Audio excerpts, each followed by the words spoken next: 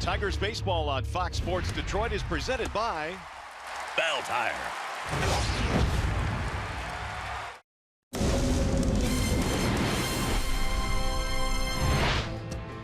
What could possibly go better than Mom in baseball? For all the times you brought us to Little League practice. Thanks, Mom.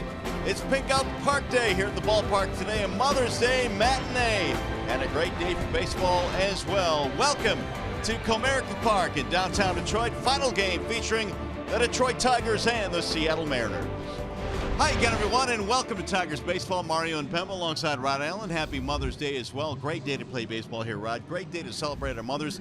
And I know you've got some personal things that you'd like to say as well. Well, absolutely. I'd love to wish my mom a happy Mother's Day. She's out in Santa Monica, California.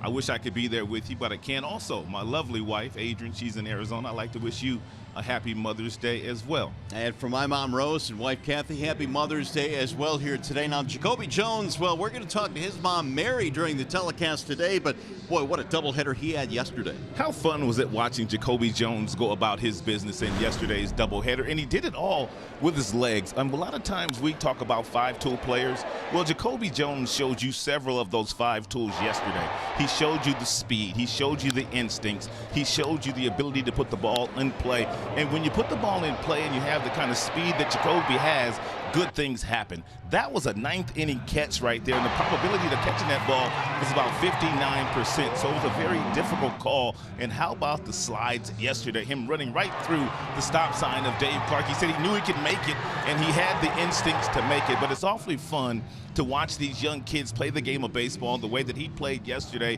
with that kind of energy. And they're going to need Jacoby to do all that again here today because there's no Nicholas Castellanos, there's no Candelario. Both of those guys are out with injuries. We'll talk about that later. And they're going up against James Paxton, who threw a no-hitter last time with that 99-mile-per-hour fastball. So Tigers hitters have got their work cut out for them today. Yeah, on paper it's going to be a tough assignment, but who knows? Tigers trying to win a series here today in the final game on Mother's Day. After a short break, we'll send you to the Call Sam Studios. Check in with Mickey York. Coming up, we celebrate Mom today as we pick out the park. Tigers M's. Game 3 next.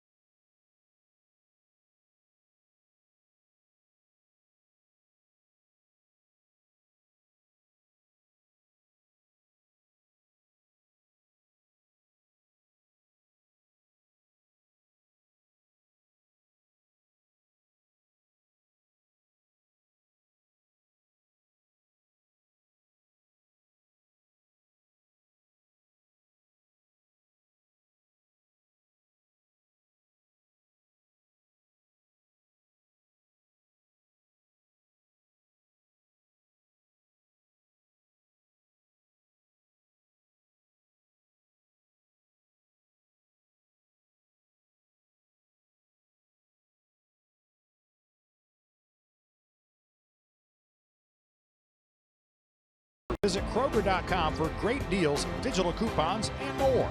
By Comerica Bank. Raise your expectations of what a bank can be. Come to Comerica. And by Ram Trucks, built to serve.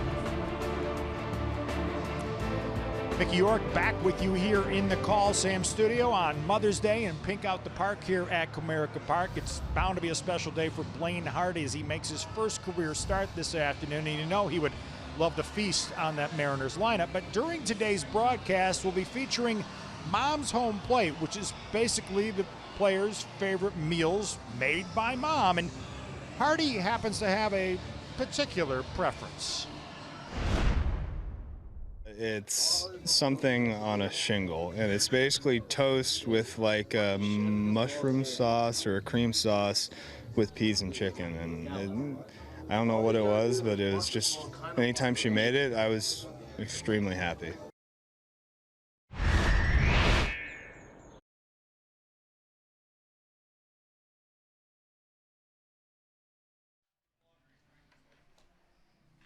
Crap.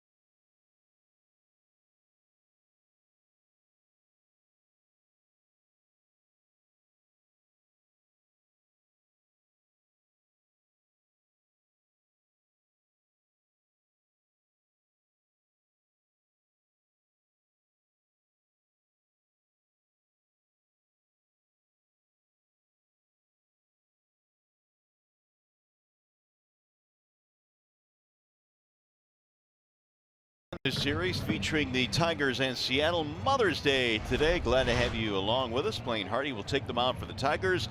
Presented by Family Heating, Cooling, and Electrical. And first ever start for Blaine Hardy in the major leagues. He last pitched last Wednesday. He pitched 2 innings there. However, he was starting down in the minor leagues in Toledo and was having an outstanding season.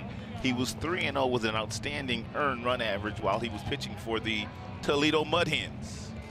He will be facing a pretty good lineup today for Seattle, presented by your Metro Detroit Chevy dealers. It'll be Dee Gordon, Gene Segura, Robinson Cano in the top 3 spots. Cruz will clean up, followed by Kyle Seager, Mitch Haniger, and a bottom 3 of Healy, Zanino, and Heredia for the M's. Oakland University brings you the Tigers starting defense. Mikey Matuk in left field, Jacoby Jones in center, Nico Goodrum in right field. Nicholas Castellanos was hit on the hand yesterday. He's might be available as a pinch hitter a little bit later on. You also notice at third base today, no Candelario. It's Pete Cosma there. He's been bothered by a sore wrist. So Tigers without a couple of their huge bats in the game here today. Hey, by the way, as you enjoy a Miller Lite, look forward to the whole true moments later in today's game.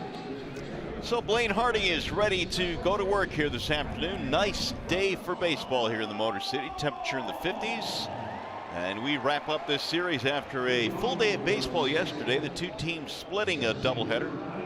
Hardy has a fastball that will top out probably at about 91 miles an hour. His average heater about 89. He throws that about 31% of the time. He also has a slider, curveball, and a changeup. Doesn't use the curveball all that often. D. Gordon leads it off. Blaine will pitch from the stretch, and the first pitch of the ball game almost hit him. 1 ball, no strikes on Gordon. Tigers did a pretty nice job of keeping the speedy leadoff hitter of the Seattle Mariners off the base path yesterday. They'll need to do all that again today if they want to win this series. Gordon is 0 for 7 in the series. He does have a walk, hit by pitch, and a couple of hard hit balls right at John Hicks first, but nothing to show for it. .325 average for Gordon, who pops it up. Shallow center field. It'll be Jacoby Jones, and 1 gone. Umpiring crew today. Paul Nart is behind the dish. Kerwin Danley is your crew chief. Barry and Torres round out the 4-man crew here on Mother's Day. Here is Gene Segura. Segura played in one of the games yesterday, was 0 for 4, did not play in the nightcap, played in the first one. And he looks at a strike.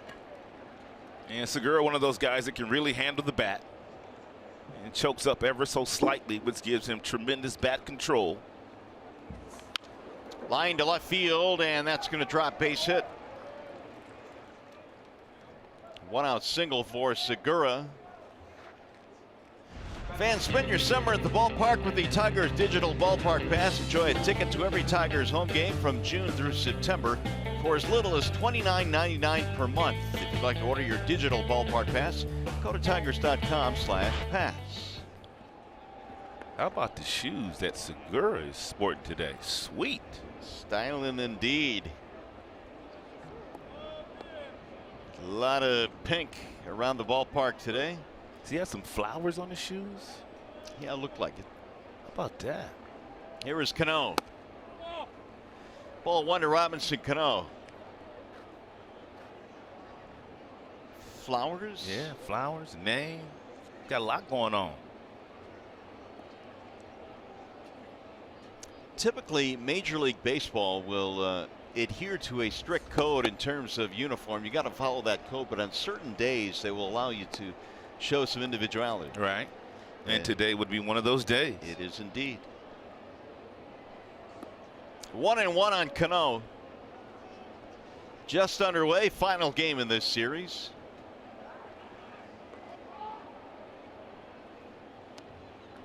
Segura down at first with 5 stolen bases. He's been caught once. Blaine Hardy appeared in 7 games while he was with the Toledo Mud Hens. And he was 3-0 with a 0.7 earned run average. He was pitching tremendous baseball. As a matter of fact, when he left the International League, the 3 wins were tied for the league lead. And the 0.74 earned run average led the International League. Well, I'm sure the last thing he wanted to do is go down to AAA to start the year, but boy, he responded very nicely. First Major League start here this afternoon, and it's fouled straight back. 1-2 on Cano. He threw 83 pitches on April 29th, so he's probably good to go at least 75, 80 this afternoon, depending on how he's able to maneuver through this Seattle Mariners squad. Numbers as a starter down at Toledo this year, a 0.84 ERA.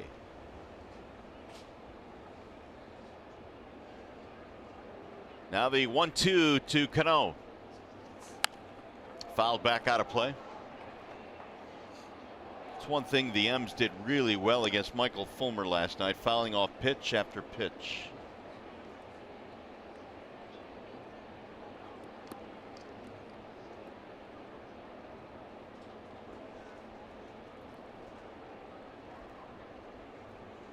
Runner goes on 1-2 and no throw. Diving in with a stolen base is Segura. No chance there for McCann.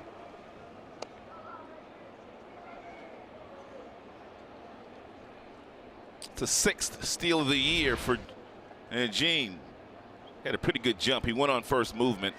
And a lot of times when you go on first movement, if the pitcher decides to throw that ball home, most of the time the catcher doesn't even have a play on you at second, and they had no play on Segura. 2-2 on Cano. 3 out of 9 in the doubleheader yesterday. Had a big 3-run homer in the nightcap. Sliced foul again, back to the screen. Hey, Menards brings you the big money encounter, and this is something that well, both these teams do. They have pretty quick at bats.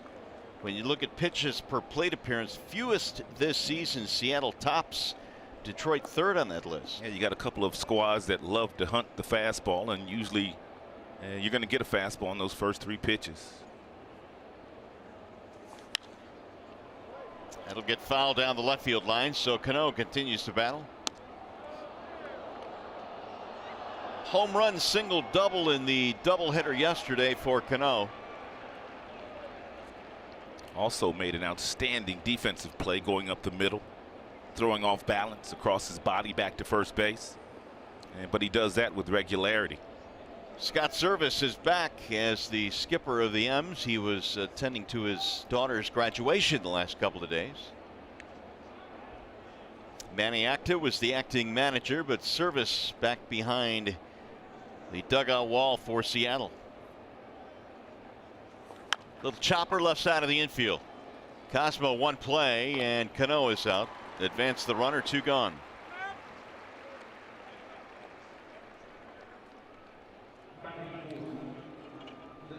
It'll bring up Nelson Cruz now.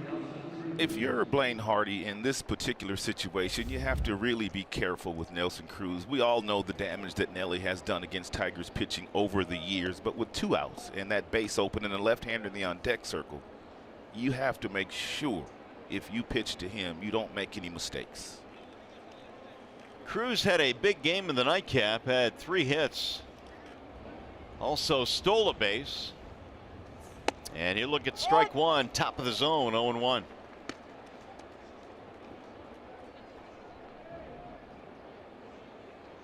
Hardy with 2 innings of hitless baseball on Wednesday in Texas, leading up to this start.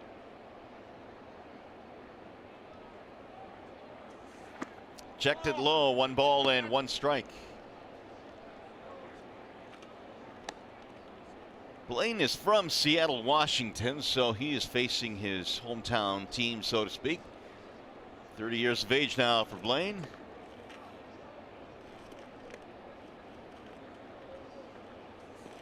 That's in there, a strike, and the count goes 1-2 on Cruz. Went to high school about 17 miles from Safeco Field. He went around, it appeared, yes, strike 3 called. Cruz is out of there, and the Mariners will leave a man at 3rd. First strike out of the ball game for Blaine Hardy.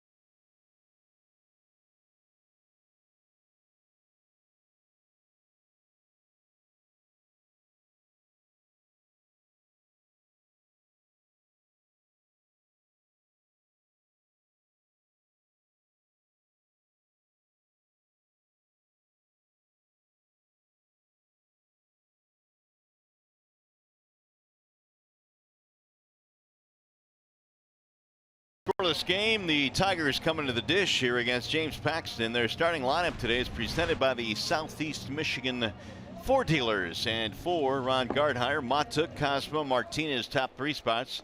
McCann cleaning up, then Hicks and Jones. And your bottom 3 today is Goodrum, Iglesias, and Machado. And James Paxton is presented today by MGM Grand Detroit. Tigers have a tough assignment here today against James Paxton. 2 starts ago, he struck out 16 batters. In his last start 5 days ago, all he did was pitch a no-hitter against the Toronto Blue Jays. He's got a fastball that gets up to 100 miles an hour. He's got a wipeout slider and an occasional curveball, part of his 3-pitch mix. A native of British Columbia, and Mr. Paxton, 29 years of age. Here's his first pitch. It's a ball high to Mikey Matuk. Well, that's cool. Jacoby with some neat eyewear there. There's a foul back out of play. Matuk 1 out of 8.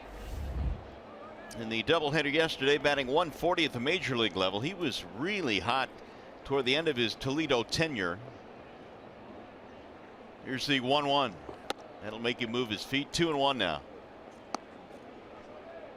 Mikey, in fact, was batting .385 in his last 10 down at Toledo prior to the call-up. And pretty much every time Paxton falls behind, with the exception of runners being in scoring position, you're going to get that fastball, and it's going to be in the mid-90s. And a lot of times, a guy like Paxton, if you don't get him early, you're not going to get him. He's one of those guys that opens the door for you early with some control issues, but if you don't take advantage of it, you usually don't get these kind of guys. 3-2 on Matuk. Well, he's on a roll right now, a 16 straight scoreless inning streak for Paxton.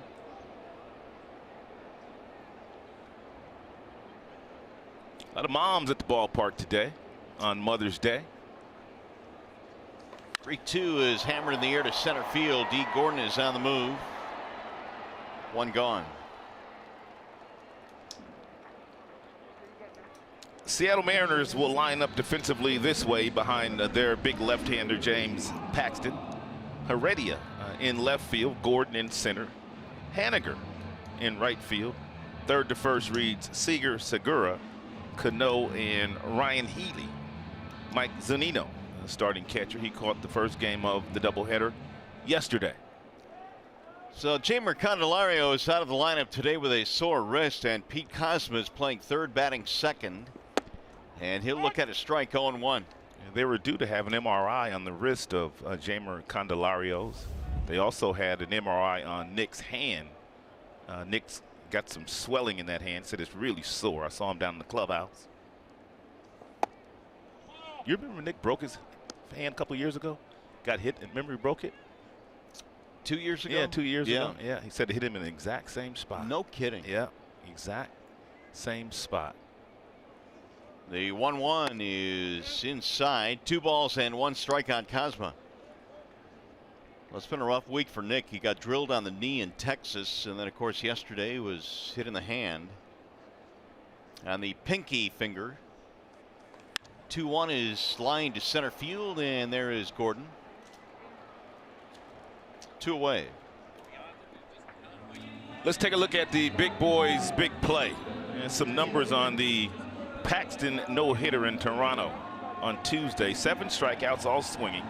21 of 29 first pitch strikes, 15 swing and misses, and 79 to 100 miles an hour was the speed range. I watched the last 2 innings of the game, and the 98th pitch that he threw of the game was 100 miles an hour, and the 99th pitch, which was final pitch of the no-hitter, that was 99 miles an hour. So he really got stronger as the game went on.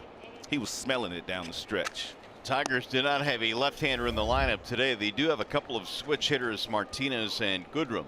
I was looking at his splits, though. I mean, right-handers don't do a whole lot against him. Right-handers only bat 148 against Paxton, 148. But left-handers in 33 at-bats are hitting 424 against him. Wow.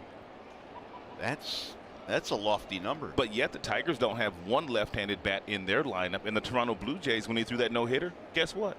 None. They didn't have any left-handers either. But I would think as a manager it would take some guts to throw a lefty out there despite what the numbers say against the big lefty Paxton. Well, it would take some guts for sure. But sometimes, Mario, when a guy like Paxton and all he sees is right-handed hitters, I mean all day, every day, sometimes when you do see that left-hander, you have a difficult time of finding that arm slot consistently. Well, Paxton a 1-2-3 inning.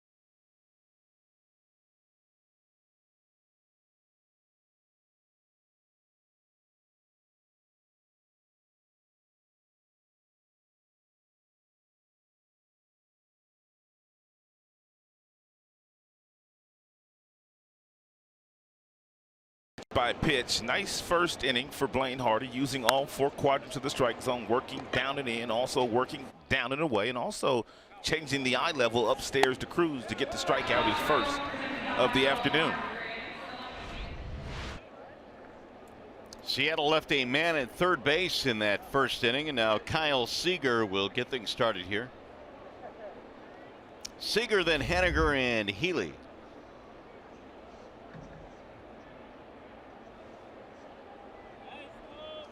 And ball 1 to Seager. It was brought to my attention, Rod, that several times yesterday I called Kyle Corey. His brother, of course, is Corey Seager. And boy, Twitter just lost its mind. Yeah. It's Kyle, not Corey. It's Kyle. Twitter let you know. Uh-oh. There's a deep drive to right field, back to the track, to the wall, and gone. Kyle Seager has just homered to give Seattle a 1-0 lead.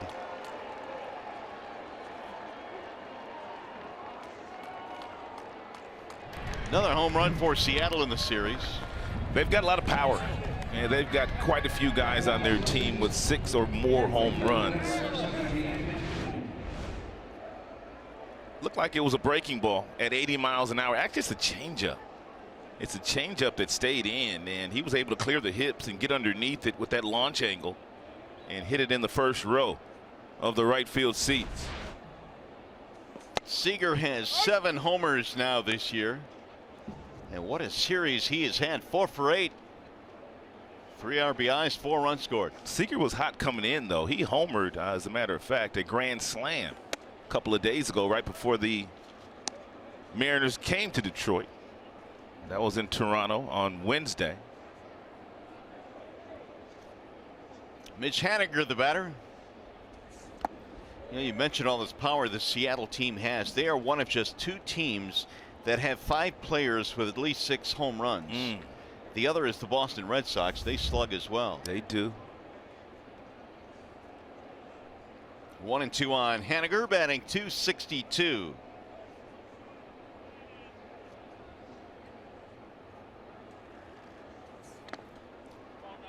Haniger has done some of his best work on the road. We've mentioned Seattle has played well away from Safeco Field, and one of the reasons Haniger 20 RBIs on the road this year, and that leads the league.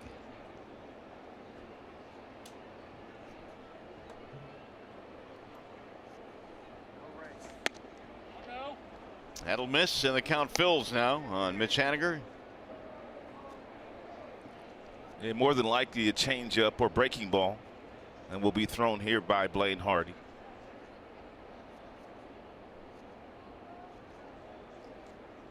Looks like it's a changeup. Line drive, base hit left center field.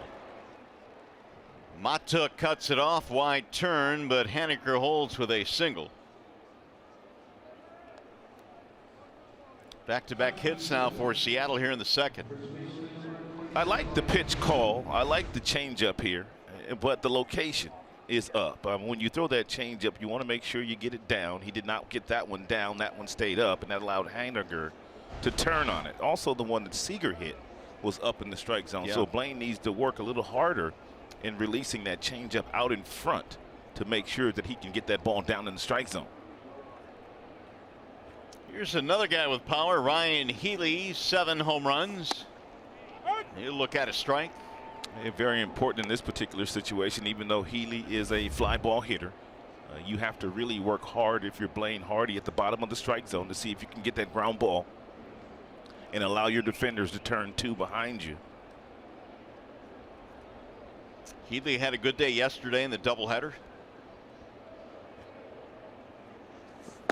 That'll miss low, 1 ball and 1 strike. What is the projection today, do you think, for Blaine Hardy in terms of how many pitches they think he can throw? I think he can go anywhere from 75 to 85 here today, due to the fact that just 10 days ago he threw 83 pitches in the minors. 1-2 the count. Of course, a lot of that has to do with how stressful his early innings are. That would be true. 1-2 on Healy. Home run by Seager has given Seattle an early 1-0 lead.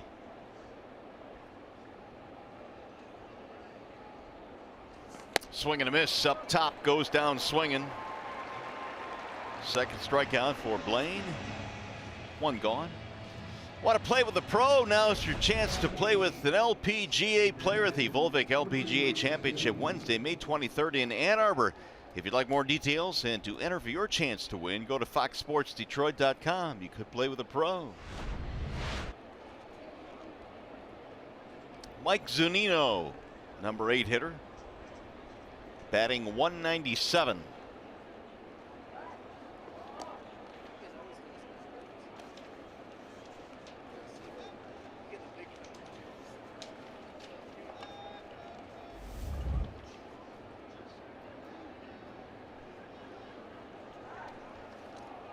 Ooh, look out, little collision down there. Hicks had to try and avoid stepping on the runner, Haniger.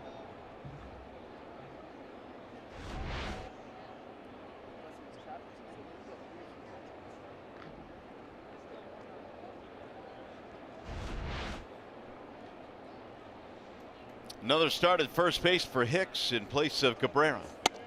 There's a strike called on Zunino. Former first-round pick of Seattle a few years ago, 2012 draft.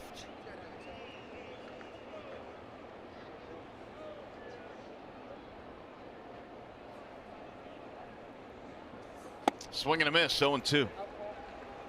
Zunino does not hit for high average, but boy, does he pack some punch in that bat. He can hit the ball a long way. Yeah, he's got some pop. 2 strikeouts already today for Blaine. Both of those strikeouts up top. Both of those 2 powerful right-handed hitters.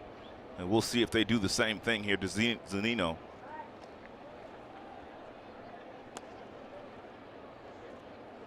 One for 4 with an RBI in the doubleheader yesterday. Caught game 1.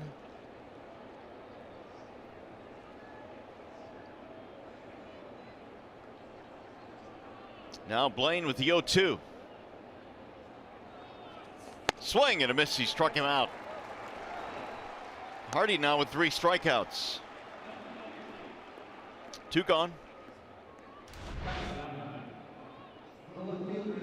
And that was a breaking ball there.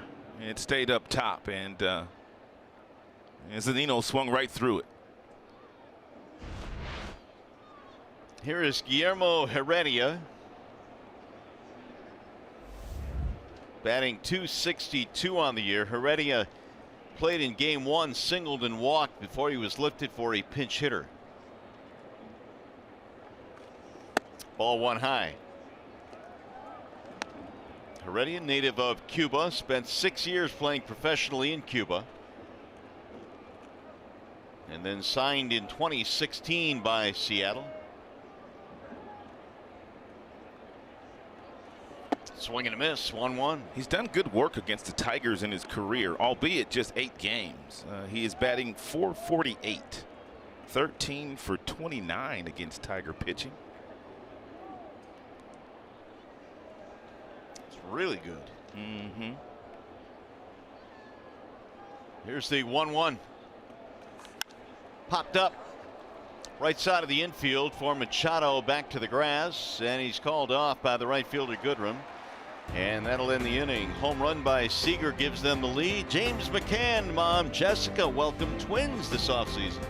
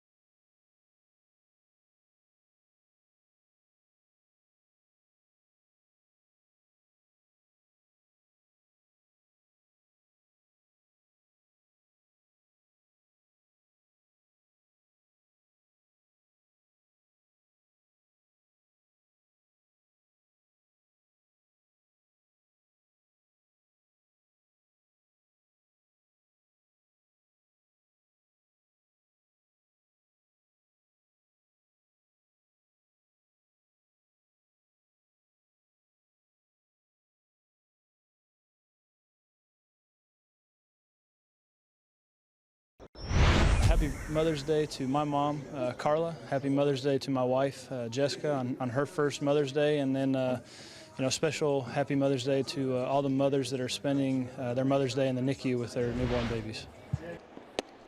James McCann has a lot to be thankful for. His wife Jessica giving birth to twins in the offseason certainly has changed their lives for the better. No doubt about that. That first Mother's Day for mom in the McCann family.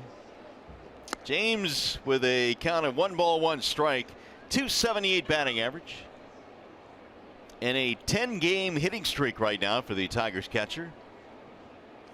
Paxton backs him out of there, 2-1. Mack to be followed by Hicks and then Jacoby Jones.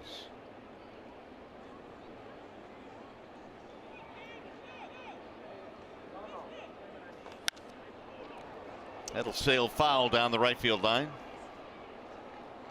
2-2. And we told you that Paxton can get all the way up to 99 miles an hour. However, his fastball has been hovering right around 95 in the game today. Ground ball to short on the backhand there, Segura. And McCann is out, 1 gone. Time for the DTE Energy Know Your Own Power. Ooh, John Hicks, man, he's got his power, doesn't he? He really does. I mean, he got himself a breaking ball from King Felix in last night's contest and hit it into the Seattle Mariner bullpen for his 4th homer of the year. Hicks 5 for 8. Had a big day yesterday. And John Hicks, more than likely, you're going to get a fastball right here. He'll be swinging at it, too. Foul back. See, that's one thing about a guy like Paxton. In a 1-0 count, a 2-1 count, a 3-1 count, as a hitter, you're going to get a fastball about 80 to 90% of the time. Therefore, you know you need to catch it out front, and therefore you're going to swing at some balls like Hicks just swung at that ball that was up in the strike zone, because you don't really have a whole lot of time to decide whether that's going to be a strike or a ball when a guy has that kind of velocity. So knowing that scouting report, you pretty much have committed yourself to a fastball there. Exactly. Here's the 2-1 pitch.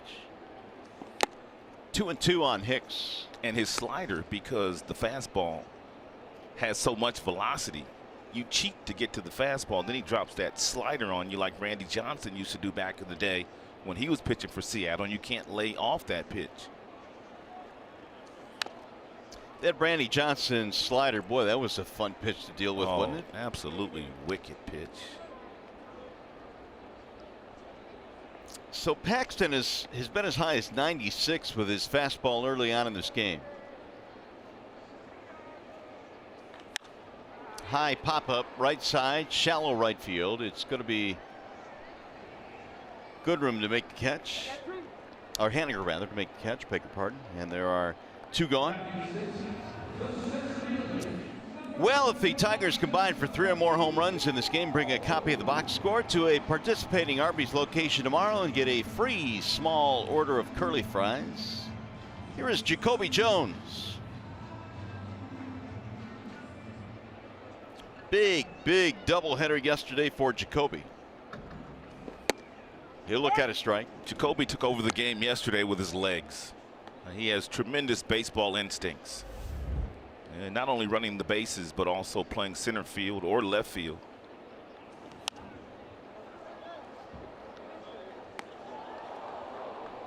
Oh, 0-2. There's a term that is often used in baseball for guys like Jacoby, and it's a term of affection, and we mean it that way. He plays like his hair is on fire. Yes, he does. At times. I mean, when he rounds third base, look out. There's the ball high, 1-2.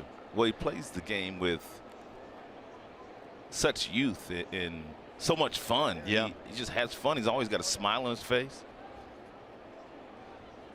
Now the 1-2.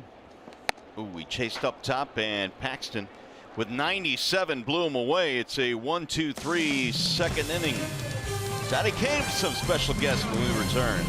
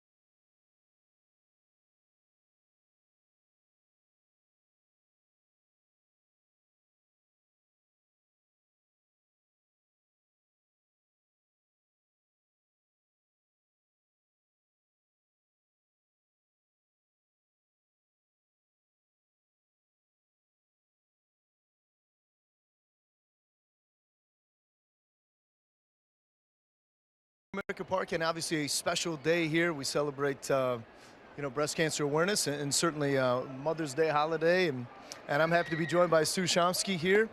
And Sue, it's been a special day. We see a lot of folks out here, and you see a lot of people wearing pink, you included, breast cancer survivor. What does today mean to you?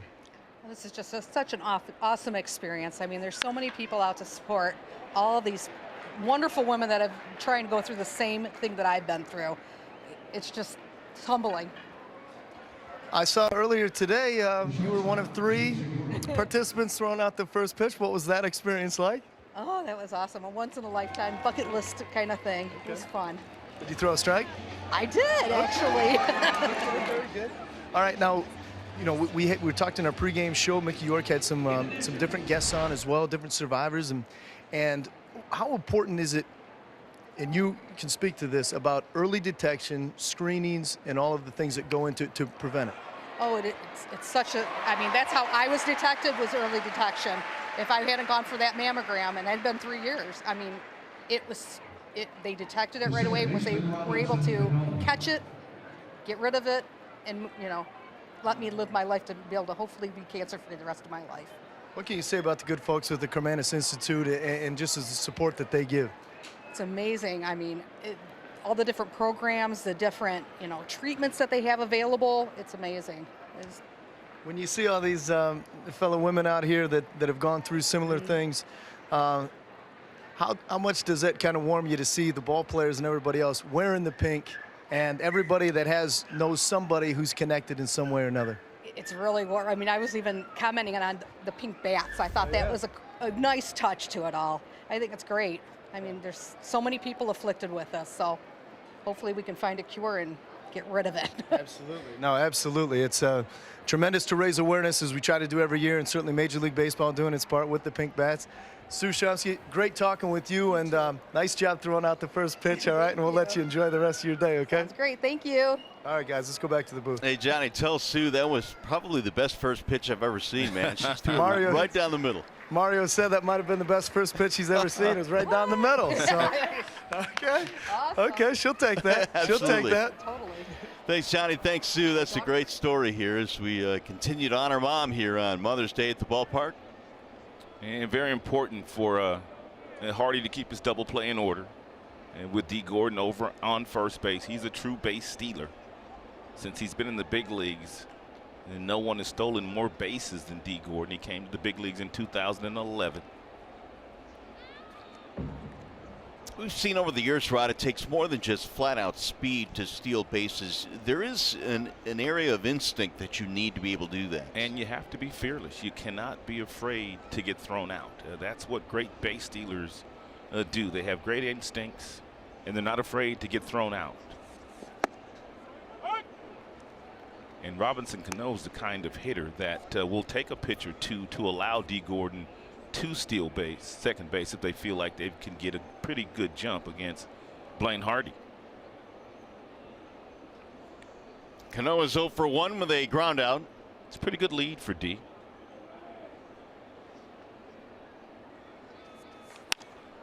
Line to left field, slicing toward the corner and out of play.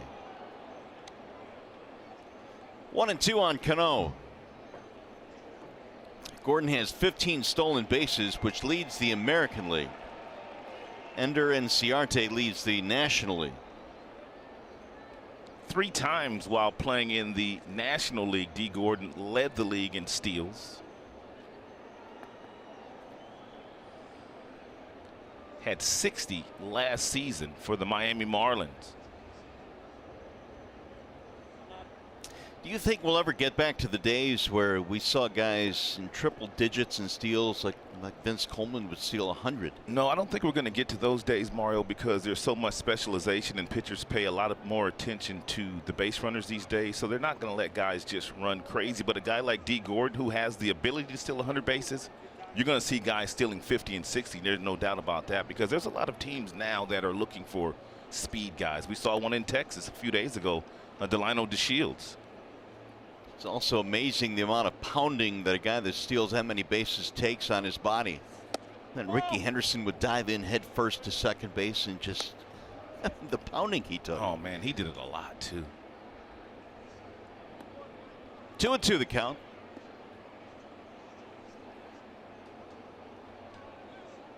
One on, one out. We're in the third. The Mariners lead 1-0 in the Kyle Seager home run. And Cano fouls it back.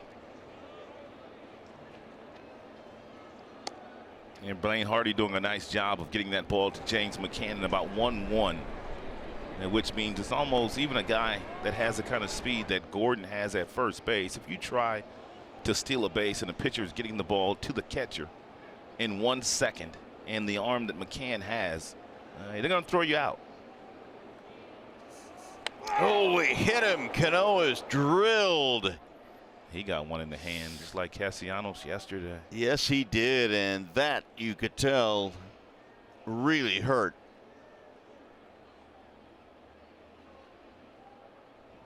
Here's a listen to that one on Cano.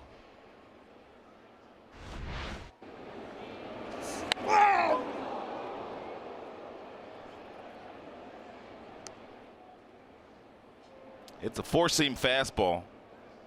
Exact same spot that it got Nicholas Castellanos, but Nicholas is on the left hand, Cano's on the right hand.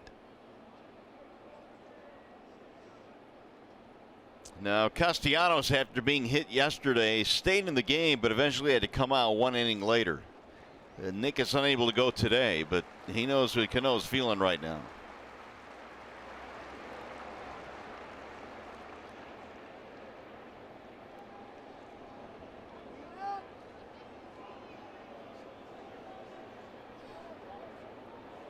And it appears Cano's coming out of the game. It's not a good sign. Not a good sign at all. So Cano will depart. And Seattle will have 2 men on now with 1 out. And we'll get a pinch runner. Romine coming on a pinch run.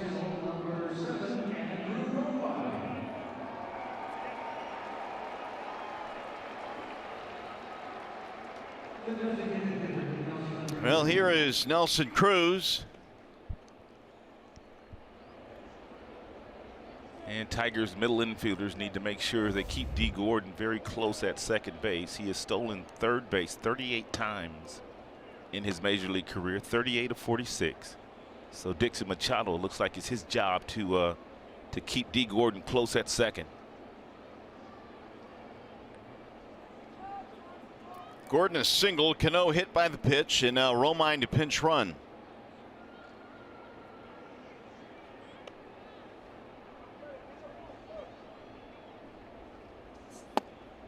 Ball 1 to Cruz. Might not be a bad time to maybe see if you can pick off Andrew Romine, because Romine is really watching D. Gordon at second base, anticipating that D. Gordon's going to try to steal third, and he wants to get a good jump too. So every now and then that first baseman can sneak in behind that base runner in that particular situation. 1 ball, 1 strike. You talking about McCann throwing behind the runner? Yes. Yeah. Cruz struck out in the first inning.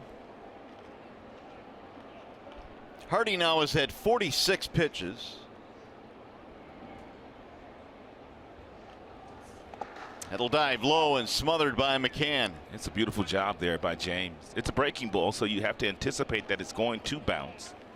And he's not necessarily trying to catch it, but he's just trying to make sure the ball goes in the glove and he shuffles it right back out in front of him. Oh, that's a beautiful job of blocking right there. Can't do it any better than that. No, you can make a video on that. Yeah, that's right. And use it as a teaching tool.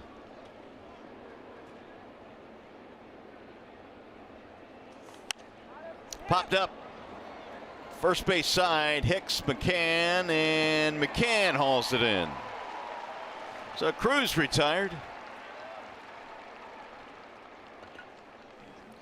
Groups of 100 or more can enjoy Tigers baseball from the all-new rooftop deck for as little as $44 per person. Groups can experience a panoramic view of Comerica Park from a private rooftop deck with a catered picnic lunch including hamburgers, hot dogs, baked beans, and more. For group tickets, call 471-BALL. Here's Kyle Seager now with 2 outs.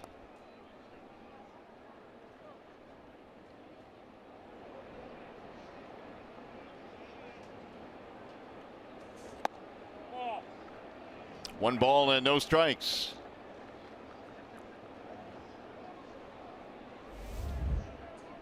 Of the 7 homers this year that Seager has hit, 2 have come against left-handers. He also homered against Jay Happ just a few days ago in Toronto. That was a grand slam. Seager skies this one to center field playable. Jacoby Jones coming in, and that'll end the threat for Seattle. When we come back, we'll bring you inside the numbers of Paxton's no-hitter. That's next.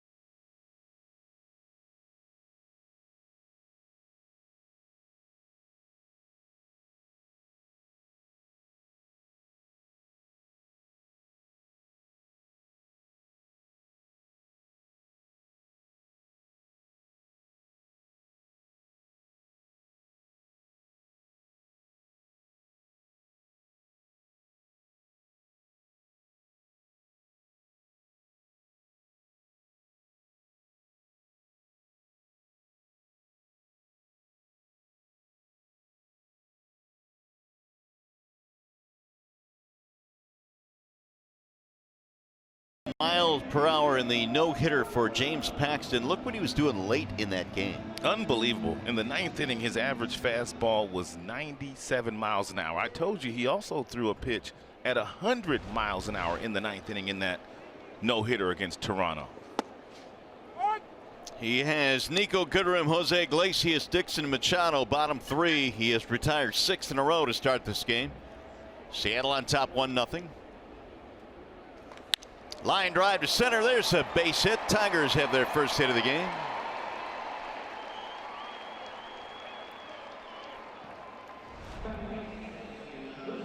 And Randy Johnson also threw a no-hitter against the Detroit Tigers. He and James Paxton have that in common. That was back in 1990. So there's been 6 no-hitters in Seattle history. Here is Iglesias. Johnson and Paxton do have something in common in that they are very good left-handed pitchers who can intimidate. Randy Johnson certainly did. Iggy pops it up. First base side for Healy, and 1 gone. I can't think of another left-handed pitcher, starter, that's touching 100 miles an hour. Not starter. No, I can't either.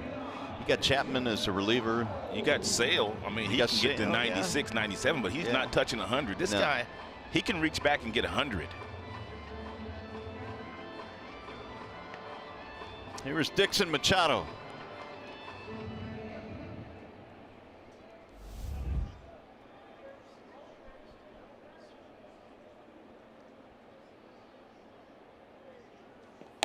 Paxton now has gone 18 straight innings of scoreless baseball. He was the M's pitcher of the year last year. He had an abbreviated season, couple of stints on the DL, made 24 starts, but still won 12 games. ERA sub 3. Slice to right field. That's going to get down, a base hit. Goodrum will go to second and stop there. The Mariners have always felt like Paxton was a #1 starter, but he's really pitching like one now. And the Tigers, Nico Goodrum and Machado both got fastballs down in the strike zone, both able to hit sharp line drives with real short, quick swings. You can't have big swings against Paxton. In the last 2 hits that he's given up, the only 2 hits, both guys really short, compact swings. Top of the order now, Mikey Matuk. 2 on and 1 out. So it's the bottom of the order getting it done here against Paxton. See if he goes to a breaking ball here. Ball high, heater up top to Matuk. It's so difficult to catch up to the 94 or 95 mile-per-hour fastball, belt buckle or higher. A lot of times it's just going to be a pop-up. That's why Paxton is constantly working at the top of the zone here today. Again, he stays up top, and Mikey would not bite. 2-0.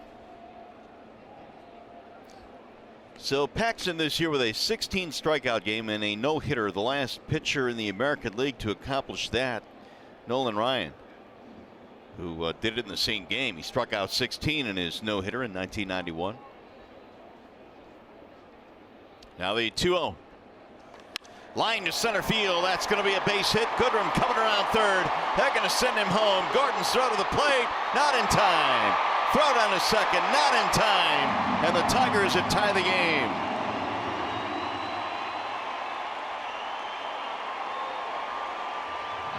Matuk with an RBI single. 3 balls hit extremely hard against James Paxton. Those are fastballs down in the strike zone. A real nice, easy swing by Mikey Matuk. D. Gordon in center field airmailed the cutoff man, and then you have Matuk. Now he's watching the throw, and he sees that throw went over the cutoff man's head, so he's able to get down to second base. But the only way you get to second base is you never break stride, and Mikey never broke stride. Mel Stottlemyre coming out for a consult now on the mound. Goodrum got it started with a base hit, and Matuk drove him home. Look at D. Gordon. He's got a good arm in the outfield for a small guy, but he throws that ball and just tumbles, and he airmails everybody. And by the time Zunino could get the ball in his glove and get it back to second base, it was too late. Another Tigers runner in scoring position. The Mariners might want to look at that play at second on the tag of Matuk. Close play. Mikey appeared to get in. There was a conversation between the home plate umpire, Paul Nart, and Scott Service. So it must be about something else.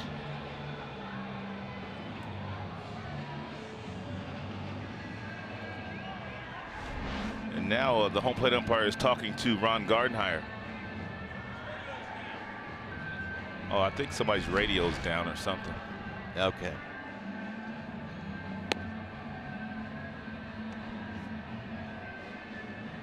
So while they chat about that, we'll chat about this. Tigers fans, if you can't catch the games on TV, you can stream them live on your mobile device with Fox Sports Go. Download the app, take Fox Sports Detroit and Tigers baseball with you wherever you go. Made available by T-Mobile.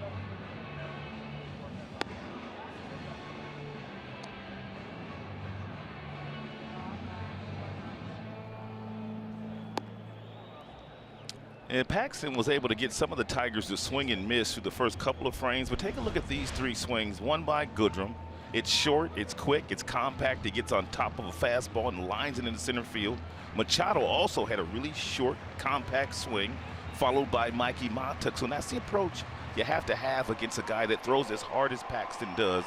You can't take those big swings unless you want to strike out all day long. Here's Pete Kozma. Tigers trying to take the lead. He put a wrinkle in that one, partner. Little curveball he dropped in there, about 79 miles an hour.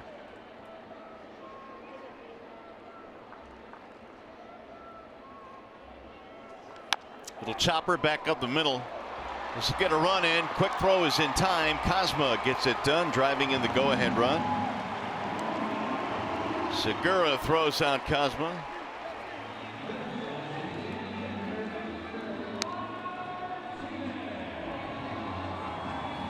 Two 2-1 Tigers. Advancing to third was Matuk.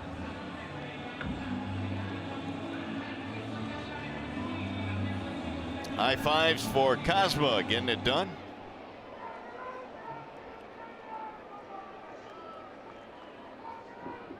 Here is Victor Martinez.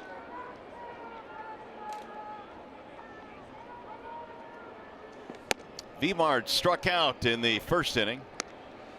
One of only 2 that Paxton has recorded in this game. So the Tigers Doing a good job of putting the ball in play. Paxton, as we mentioned, had 16 punch-outs 2 starts ago. It'll dive in for a strike, 1-1.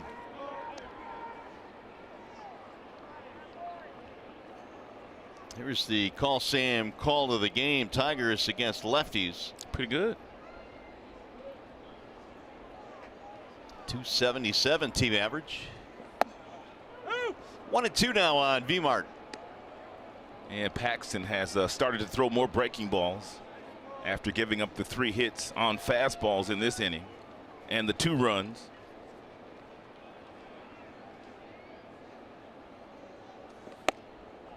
2-2. There's Candelario. Had to get an MRI on his left wrist.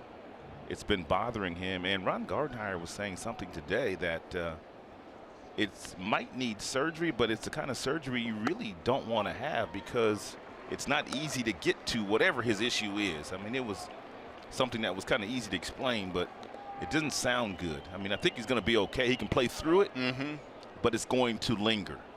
It's going to need constant management. 3-2. Driven to center field. Gordon is on the move, and that'll end the inning. Tigers able to take the lead. Well, back in April of 2016, Jacoby Jones got his first major league hit. His mom, Mary, was there to see it. She will join us next. This Tigers baseball is presented by Bell Tire.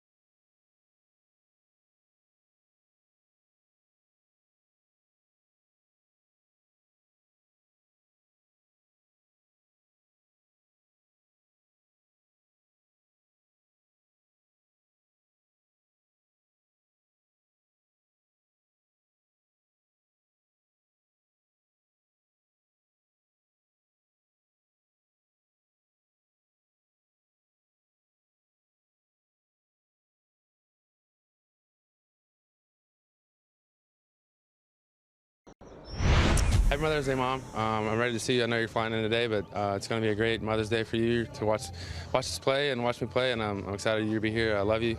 Thank you. Well, the words of Jacoby Jones, the Tigers center fielder, and Mom Mary Jones joins us in the booth now on a special day here. You can't get any better than this, Mary. It's Mother's Day. You got Jacoby, your baby boy, playing out there in center field. He had a great doubleheader yesterday. What a thrill this has to be for you. Oh, great. It's just what an honor it is to end up being here, to end up seeing him play a sport that he's actually wanted to do since he was little. And it's just a blessing to end up being here, to watch him end up doing something he loves to do. So Jacoby is one of those kids that always wanted to be a Major League Baseball player, or did he play other sports when he was growing up as well? No, he's played basketball. He's very good at basketball. I love to watch him end up play basketball. He's very smooth. He could jump. He was really smooth whenever he shot the ball. But he played football. Now, he really loved football. He played it until he was in junior high, and I just didn't like football too much. Most moms don't. You didn't like your baby getting beat up. I didn't, no. So now most parents think their kids are going to be Major League Baseball players. It's just human nature. We all think our kids are going to get to this level, but you probably had a feeling at some point in your life that, you know, Jacoby's got a chance to get to the highest level here. Was there a time where you felt that way? Yeah, I mean, you always hope and dream that, you know, your son is going to end up living out, you know, the dreams and stuff that they've always wanted to do, you know. But I would say at junior high, I knew that he had a special gift. You know, he's got the God-given talent. Very, very quick. He's fast. He's got that instinct. He's got that love for competitiveness. So I just knew that, you know, around in junior high and especially in high school, I just knew that, yeah, he's got a shot. If he just sticks with it, keeps his mind right, stays healthy, he's got a shot. Well, Jacoby told me today that you were very instrumental in his development. He said when he was about 8 or 9 years old, you put on the catcher's gear, full catcher's gear, and caught him. And then on top of that, until he threw 20 strikes, he couldn't go inside and eat dinner. Is that true? No way. That is true. That's a mean mom. Yeah. You know, I'd have to say I am Jacoby's biggest fan, but I'm pretty tough. Right. You put on catcher's gear. I put on catcher's gear, and I said, no. That's love. You got to end up throwing me 20 strikes. It wasn't just 20 balls. No. You got to end up throwing it to me. That's wonderful. Well, there was times he didn't think it was so wonderful.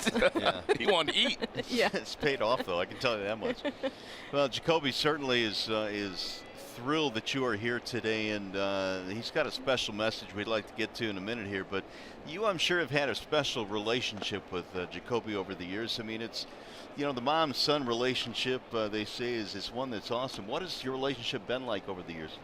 Well, we've always been close. You know, Yeah. I've got a daughter that's 30 years old, and, you know, we are a very close family. I speak to them every day. I wouldn't know how to act if I didn't talk to my kids, either one of them every day. You know, but we're very close, and I've always instilled in them in a very young age, you come to me no matter what it is. I mean, if whatever you got any troubles or facing or anything, just come to me. We're going to talk it out and work it out. So, you know, it's still like that to this day. You know, I just always wanted him and, you know, my daughter to always come to me, and I would be their home base, you know. So we have a very strong connection. I can always keep it real, and he knows I'm going to, you know, both of them know I'm going to be real with them. Well, Jacoby's got a special message for you, so let's listen in now. And Jacoby and his mom, Mary. My mom's my favorite person in the whole wide world. I'm really close to my mom. She's done everything for me. She's pretty much been there for me in all aspects of life. Without her, I don't even know if I would be here right now. She's challenged me in so many ways to be a great person and a great athlete, and just striving to get to my goals. And if I don't reach them, she's there to push me and keep going. So my mom is very, very special to me, and I'm sure to a lot of guys, their moms are special to them. But to my mom, and it's I don't know, it's tough to talk about because my mom, she's so special to me. And on Mother's Day, it's for her to be here. She's here this weekend, so I can't wait for her to be in the stands, watch me play on Mother's Day. That's great. You know, Mary, a lot of kids feel that way, but not many of them say it like that. So that's got to feel great too. Oh yeah, he can always get my heart. Hey, talk about his game this year. He looks to me like he is just so much more relaxed and so much more comfortable in his own skin in the big leagues. Did he do anything in the offseason that led you to believe that he could make this kind of change in the big leagues? Well, you know, he took the winter off and stuff just to hang and get his mind right and just get it set. And, you know, we did a lot of talking and just a lot of, you know, looking over things and just studying and stuff. And he just really took that time to develop what he needed to do. And he just knew, you know, that he's going to have to do it at the plate. And that was one thing that he just really worked on is, you know, just getting his mind right, settling the game down, and not pressuring up when he got in there. He was, you know, last year it was, you know, he had a lot. You know, at the plate it was fast for him, and it was hard, you know, being young and stuff like that. And he just wanted to try it and get out there and do so well. And he just pressured up so much, you know, which I'm sure, you know, being young, you know, but being another year and stuff and getting more experience, he settled down and stuff. So he's enjoying it. He's having fun. We saw those numbers on the massive improvement for Jacoby from last year to this year, our Bernstein advantage, and he really has taken off this year. You know, baseball can be a really tough game, as you know, and as Jacoby knows, and there's a lot of failure that goes with success. And baseball, maybe more than any other sport, the failure just kind of comes to the forefront every now and then. How did you guys as a family deal with that?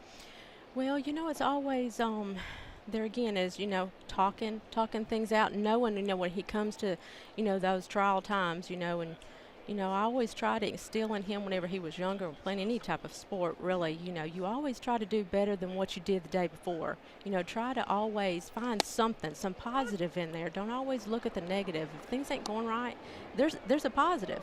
There's a positive in everything. So just don't always, you know, look at something that's, you know, it's going to keep your mind down and stuff. So it's always.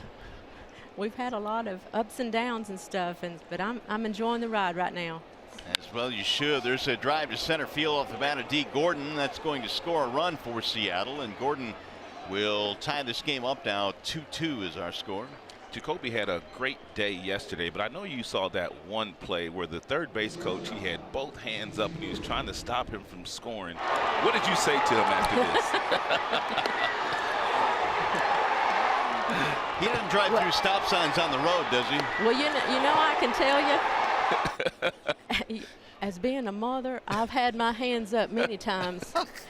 But, you know, that's what's made him as exciting, you know, throughout the years whenever he's been young. You know, he's always seen that chance, and if he thinks he can do it, you know, and he's always been exciting, and, you know, he's always wanted to end up just adrenaline and stuff. So, yeah, he Thank you so much. Well, Mary, thank you very much for joining us. Happy Mother's Day to you. Thank you. Thanks so much. Thank you. Thank you for having me. All righty. I appreciate it. You did great. Thank you. Jacoby's mom joining us today on Mother's Day.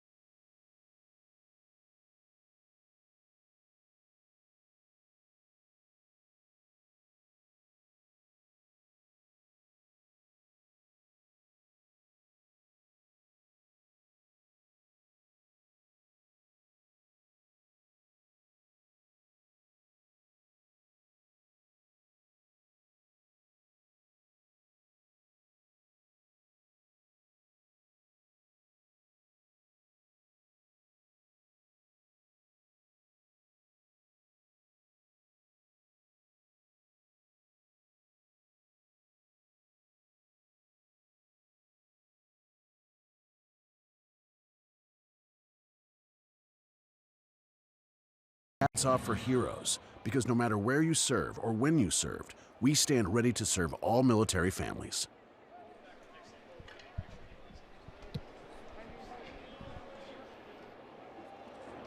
Back here at Comerica Park, where we have a 2-2 ball game celebrating Mother's Day here at Comerica. The Tigers 2 runs, 3 hits, and Seattle 2 runs, 7 hits. Paxton back to the hill now as McCann will lead things off for the Tigers. And our thanks once again to Mary Jones, Jacoby's mom, who graciously agreed to join us in the booth. And she was great. You know, word has it she was nervous to go up here, but she didn't seem it. She did not seem to be nervous at all.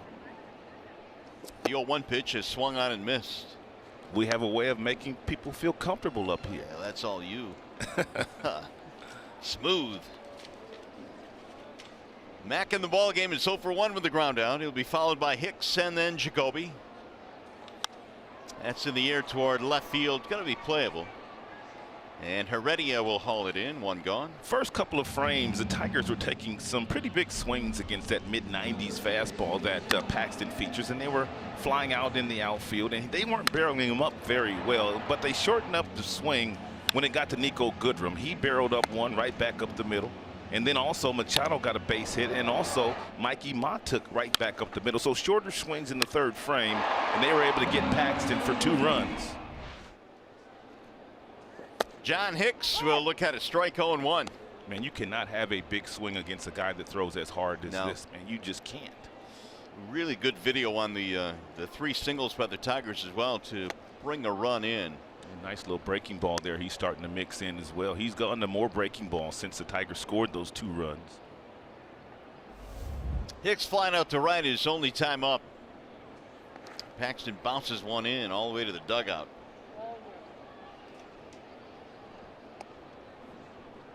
And pitch usage today, 81%. He's only thrown that slider 9% of the time, and that curveball 10% of the time. He doesn't have a changeup. Pretty much uses his curve as his off-speed pitch. Hammered to third, and Seager hauls it in. Well, John Hicks absolutely robbed on a bullet to third base. That's why they call it the hot corner.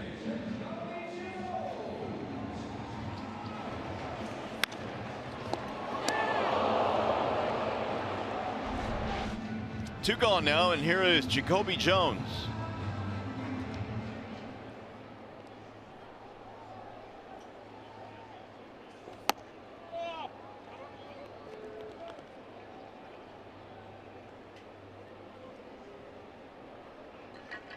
Jacoby fanned in the second. He is 0 for 1. 1-0 is popped up foul, back out of play.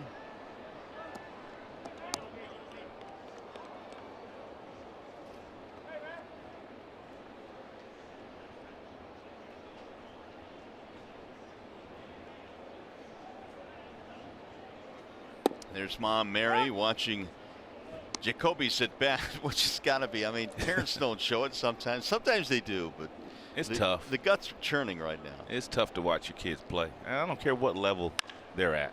That is a foul ball, just foul. Mary had both hands up, ready to cheer.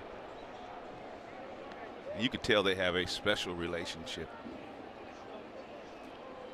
Just like most moms and sons, as you mentioned. Well, and no different between Mary and Jacoby. Here's the 1-2. Just got a piece to tail line. Here's that elevated fastball again. We've seen him throw a lot of those today. Yeah, that last one at 97. So he's starting to heat up a little bit with that fastball. And most of them have been anywhere from 94, 95. Every now and then he'll reach back to get a little extra. Got another one. 97 from Paxton, trying to put away Jones. Boy, if he throws that back foot slider right here, boy, Jacoby. If it's low enough, he might just screw himself into the ground. Let's hope he leaves it up so he can barrel it up somewhere, though.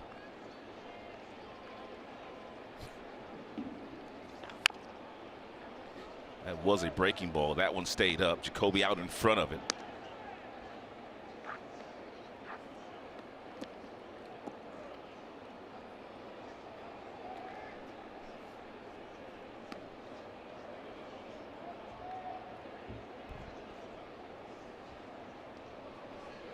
Here again is the 1-2, and Jones pulls it on the ground to third, backhanded by Seager. And that's going to be a 1-2-3 inning here in the fourth. Well, if you missed Simo's suit on Tigers Live pregame, you're not going to want to miss him when we come back.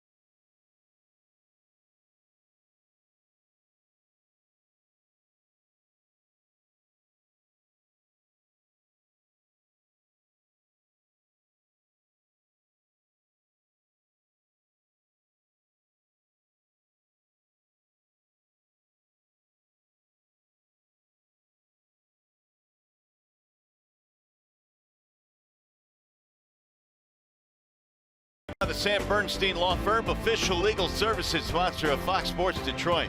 Bell Tire, for tires and auto service, everybody needs a Bell Tire guy. And by Chevy Silverado, the most dependable, longest lasting full-size pickups on the road. Special edition pink bats from the Louisville Slugger factory being utilized all across Mother's Day today in baseball. Romine leading things off, his first at bat after taking over for Robinson Cano, who left the game when he was hit by a pitch on the hand. It'll be Romine, Cruz, and Seager. Hardy doing a pretty good job so far. He has allowed just a couple of runs. Romine, by the way, caught Blaine Hardy when he played all 9 positions at the end of the year last year, and he'll stroke a single to left. So Romine is on. Time for a Ram game break. We'll check in with Johnny Kane, and well, he's tooling around with Simo in his suit today. Well, yeah, that's a game break of all game breaks. I don't know if it's a game break. Let's just say I'm hanging out here having a good time. It's a game changer is what this is. Oh. This suit out amongst the fans and the people. I mean, we got snapshots coming off all the time. These flash bombs are popping, guy. Well, you know, I enjoy it, you know, and it's a great cause. And I'm always up for the challenge. Sure. And today was one of those days where I'm peeking out the park with everybody else. There's enough pink on Simo for the entire park. Well, right, head to toe. You look good, brother. Don't forget about the Chuck Taylors, you know. I know. Those are. Which softens the whole look, Yeah, I overall feel look. that Ties just- it together, yeah, I softens. feel like it did, JK. I really did. All right, Made it he looked work. good. All right, that's our break for right now. We're going to be roaming around here, taking a couple picks. We're giving the people what they want, and that's more Simo They want FaceTime. to see you, baby. They want to see all of that. That's enough. All right, it's a love affair out here. That's my Back romance upstairs. right here with this guy. All right, boys. That was the most scintillating game break ever. And that was sponsored or no? That That should have been sponsored. Yeah. May have lost our sponsor after that. Here's ball 2 to Cruz. All right, we'll keep checking in with the boys as Simo keeps putting smiles on the faces of fans around the ballpark today. Cruz is 0 for 2, strikeout and a pop-up. 2-2 ball game. Leadoff single by Romine.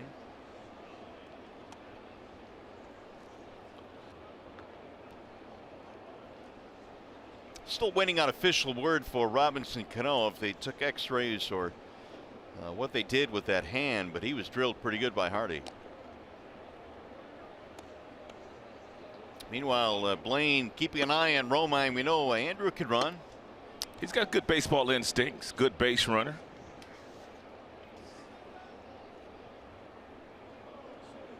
The 2-0. That's in there, a strike 2 and 1.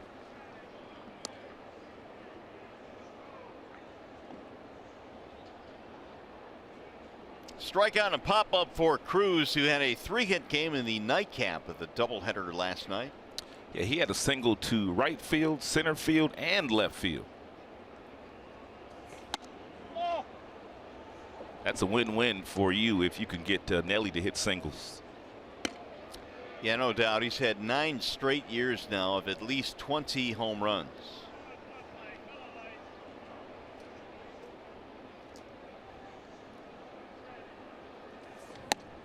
High and away, that is ball 4 to Cruz, and now the first 2 are on here in the 5th. There is action. Warwick Soppold is heating up as Blaine now is approaching 80 pitches.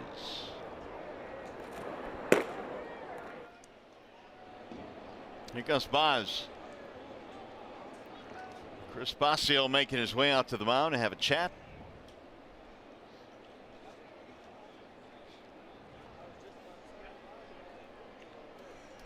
Simo signing autographs, and we'll tell you Sunday, May 27th, the Tigers take on the White Sox, and 1:10 p.m. Bring your little princess to the ballpark for Princess Day. Special ticket package includes a game ticket, Tigers tiara, and a pregame Princess Parade meet and greet with a princess. For tickets, go to tigers.com/princess. Simo's hand's going to be hurting after today, man. All these autographs he's signing.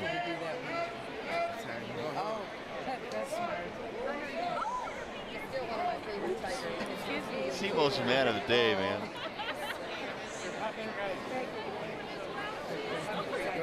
think that suit has an outlet or a plug? There you go. I will absolutely. Here is Kyle Seager now with 2 on, nobody out. 2-2 game. Tigers have been out hit 8-3. That is popped up. Thank you very much. It's going to be a huge out here. Who wants it? Somebody. And it's the shortstop, Well, the Iglesias. shortstop's the captain in the infield. He can call everybody off. That one made me a little nervous. Iggy finally hauled it in. It's going to be it. So they got the left-handed batting Seager. Now with Haniger coming up, they'll go to Sophold. That'll be it for Blaine. Good work today. He'll lead with 2 men on, and we'll be back.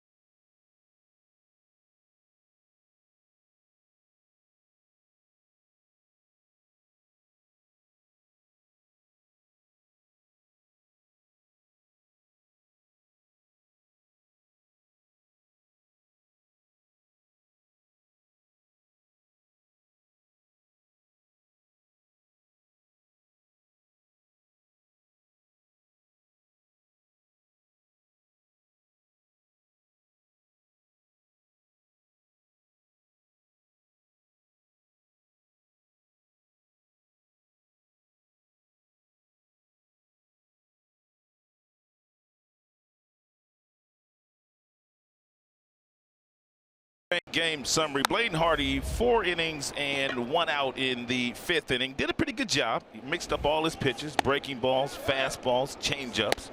Gave up 8 hits, walked 1, hit 1, and gave up a couple of runs to Seattle.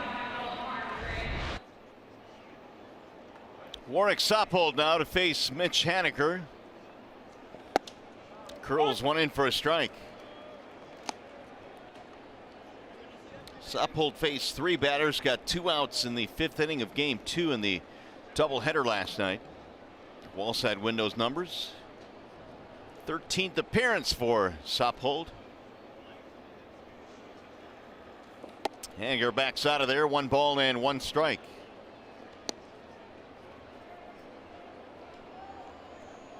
Blaine goes 4 1/3, 8 hits, and responsible right now for the 2 base runners. Tiger bullpen the rest of the way. Rolled foul. 79 pitches for Blaine Hardy, about right where we thought he would get to. Even though he gave up the 8 hits and he pitched in some traffic, Mario, he never really gave in to the strike zone. He continued to work all 4 quadrants of the strike zone with all of his pitches, and didn't give up a big hit to the Seattle Mariners. Yeah, I guess you could say he was able to bend but not break. Right. Got 1 run in the 2nd, 1 in the 4th did the Mariners.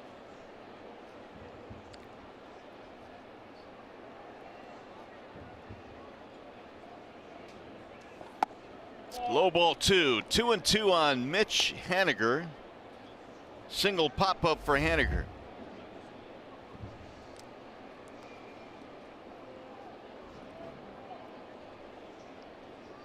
Leadoff single by Romine, then a walk to Cruz. Now with 1 out, Haniger. That'll miss low, and the count goes 3-2. And Tigers have got some good arms in their outfield. And Mikey Montuck in left has a really good arm. Jacoby Jones can really throw, and Nico Goodrum, outstanding throwing arm as well from right field. Anything hits sharply in the outfield, there might be a play at home plate.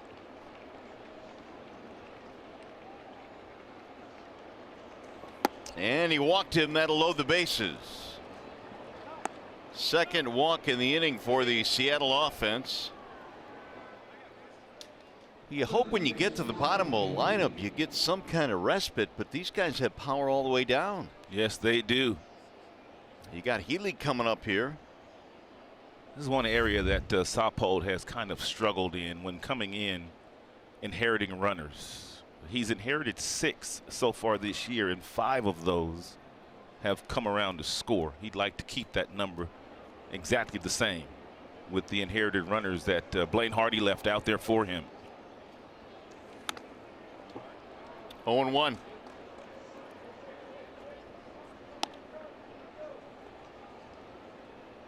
Healy with a home run and 2 doubles in the series. Got Romine, Cruz, and Haniger aboard.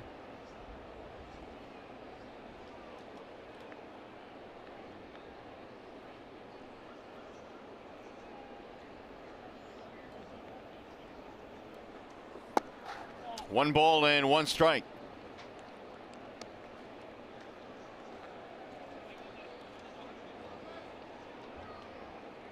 Tigers had to go deep into the bullpen in game 2 yesterday. Saupold pitch, Carpenter, Farmer stump.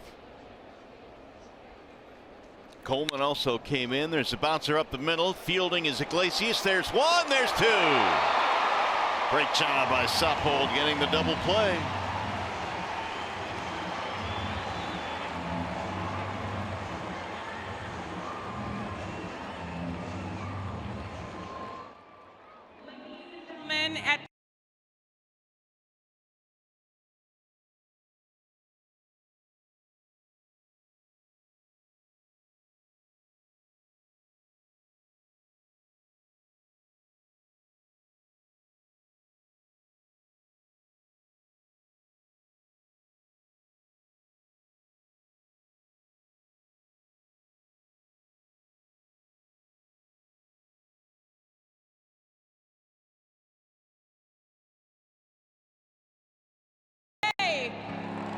Hold your placards high. Together, we can defeat breast cancer.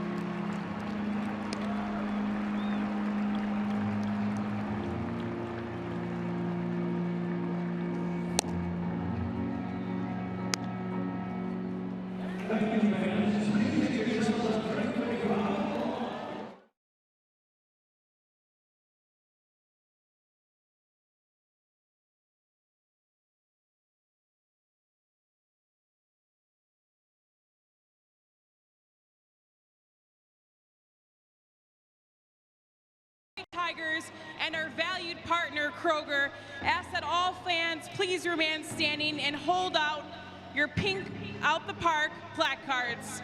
Your support for tonight's Pink Out the Park event is a powerful demonstration of your support for the thousands of women, doctors, and support staff who battle breast cancer every single day. Hold your placards high. Together, we can defeat breast cancer.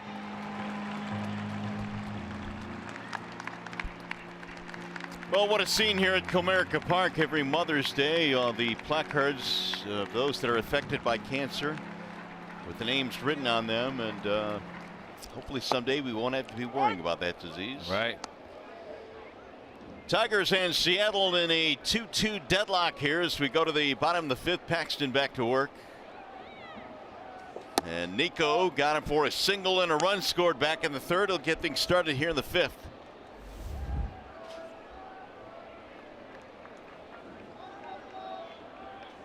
Goodrum looks at a ball low, and the count goes 2-1. That's a nice take right there. That's a pretty good breaking ball there thrown by Paxton at 79, and a real good take by Nico Goodrum. Fly ball to right field. Back to the wall. This one has a chance. It's gone. Look out, Nico. Oh, what a day for Nico Goodrum. Filling in for Nick Castellanos, and he has given the Tigers the lead.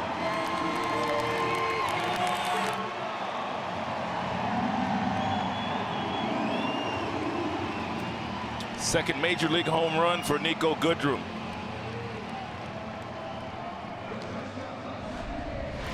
After taking that 2 and the 1-1 breaking ball down, Nico knew he was going to get another fastball. He got it at 95 and got enough of it to hit it over the right field wall.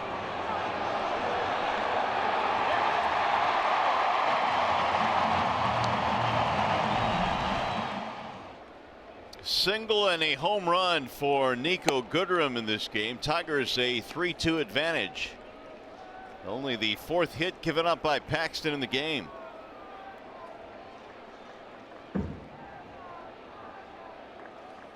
Nico's first home run was that homer he hit in Chicago that helped bring the Tigers back from a deficit.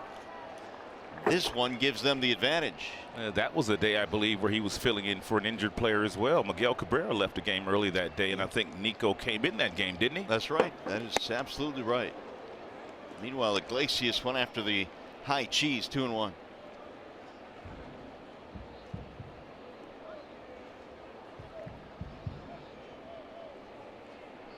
Here's the 2-1 pitch. And we told you that Paxton had been pitching some of his best baseball coming into Comerica Park today.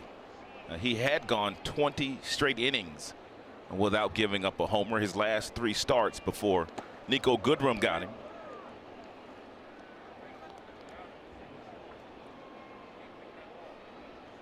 Three and 2 the count on Iglesias. There's the home run ball.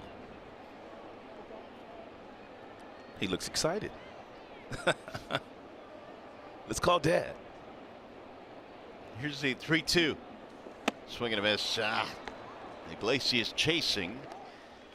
Paxton with his 3rd strikeout. Here's our Xfinity high-speed pitch on James Paxton. He's got that really good fastball. He's gotten up to 97. He's gone as low as 78 with that slider. Tigers have had some good at-bats against James Paxton here today. Here's Machado. We've talked about this before, Rod, but explain it again. When somebody sits at home and watches Iglesias chase that pitch, which appears out of the strike zone, what makes that so enticing and so tough to lay off of? Well, it's the velocity that Paxton has, and there are certain counts where, as a hitter, you just know you're going to get a fastball, and 3 and 2 is one of those counts. And to hit a fastball that a guy throws in the upper 90s, sometimes you have to start early. And if you start early, a lot of times you're prone to swing at balls out of the strike zone. Meanwhile, Paxton has not had too many strikeouts, only 3 in the game. Here's the 1-2. Off the plate, 2-2 on Machado.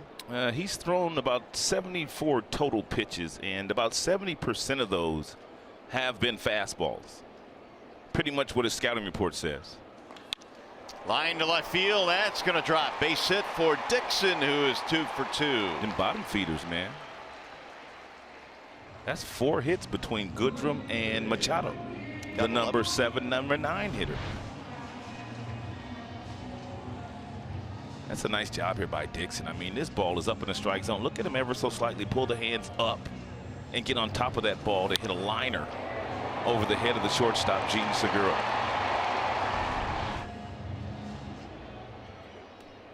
The home run by Goodrum in this inning, the first extra base hit allowed by Paxton in 15 innings.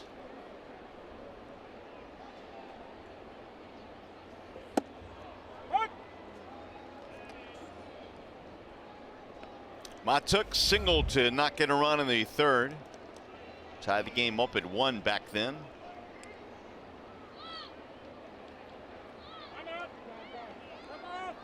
Tigers now have homered in 7 consecutive games.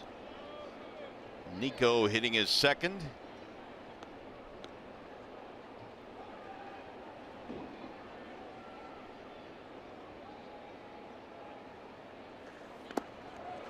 He went around. And Mikey's has at least checked. Paul Nart said I don't need to.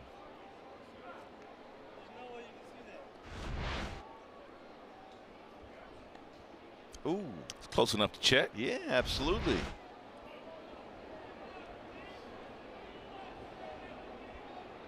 Oh, and 2 on Matuk.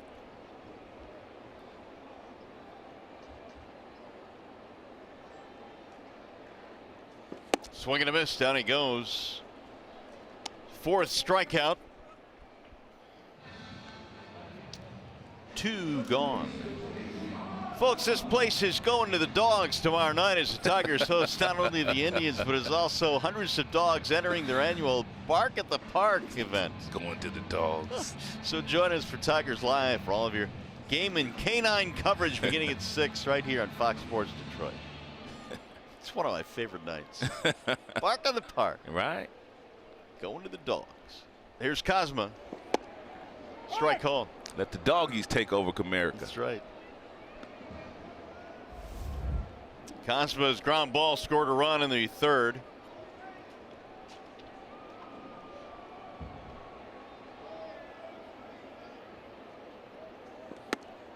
Oh, and 2. And Paxton using that breaking ball here in the 5th inning. What a good one. Got ahead of Mikey Montook with that good breaking ball, and he's used it to get ahead of Cosma as well.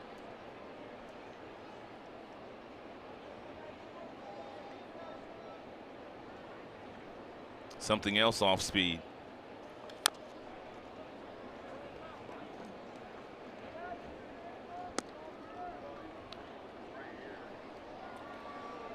Cosma has done good work since coming up from Toledo. He's homered.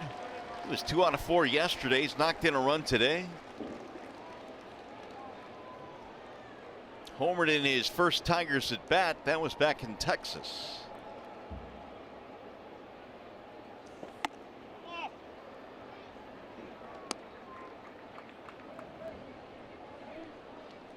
Victor waiting on deck.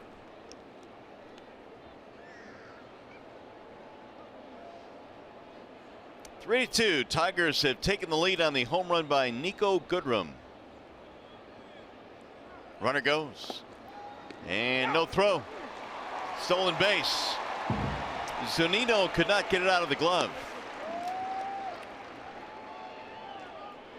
And Dixon Machado went on first movement because that's a slide step, and it's very difficult to run on a slide step, but he took off, and the fact that Zunino could not get the ball out of the glove meant that Dixon Machado was able to steal that base safely. Base hit scores him.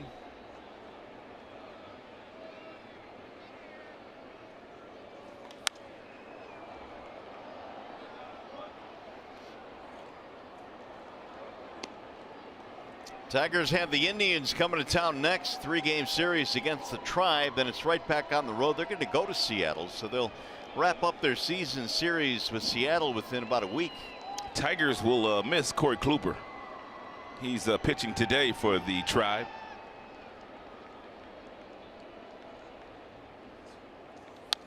Foul back. Well, I'm not going to shed a tear about missing Corey Kluber. I don't know about you. Carrasco, Tomlin, Bauer, the 3 pitchers that the Tigers will face. Carrasco's awfully good, man. He pitches in the shadow of Kluber in Cleveland. Cookie is his nickname. Fly ball center field for D. Gordon. That'll end the inning. Tigers get a run though, a homer by Goodrum. And they take the lead on Big James Paxton.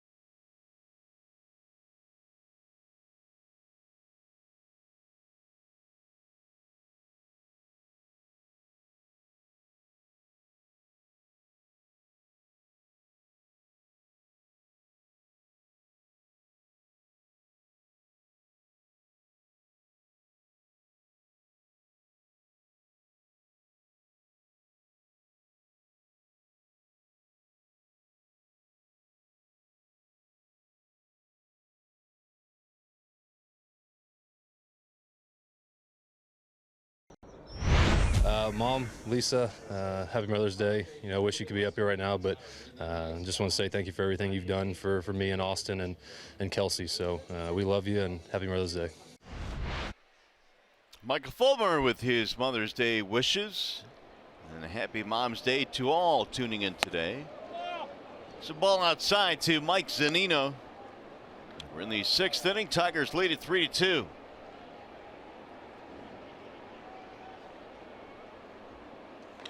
There's the line drive to left, base hit. Sappold gives up a single to get things started here in the 6th. Let's bring in Johnny Kane now and Craig Monroe. All right, Mario, it is Mother's Day. It is also Grandmother's Day, Great-Grandmother's Day, and we're happy to be joined by B. Steven from Dexter, Michigan, celebrating your 90th birthday today. Yeah.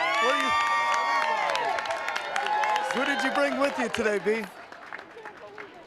Who did you bring with you today? Pardon? Who did you bring with you today? My daughters, all my family. Yeah? There's 25 of us on a 25? bus. Uh-oh. Yeah, Are you in charge of them all? Pardon? Are you in charge of all of them? Oh, certainly. They don't pay any attention to me. Well, we're paying attention to you. We want to wish you a happy birthday, first off. Who is your favorite Tiger, if I might ask? I know you have one on your right. You don't have to feel pressured to say Craig Monroe. Not at all. She said she used to watch me, though, and she enjoyed watching me play. That's awesome. But Victor, Oh, I okay. still like Victor. All right. Yeah. Well, we like him okay, too. Yeah. He's okay, too. Sorry, it's going to be his last year. I know. Oh. That's the business of baseball. I don't know. Who am I going to root for? There's a lot of good young players out there now. You know? All right, well, we want to wish you a happy birthday, and we're glad your family's here, and we appreciate you being a lifelong Tigers fan, B. Oh, we are. All right.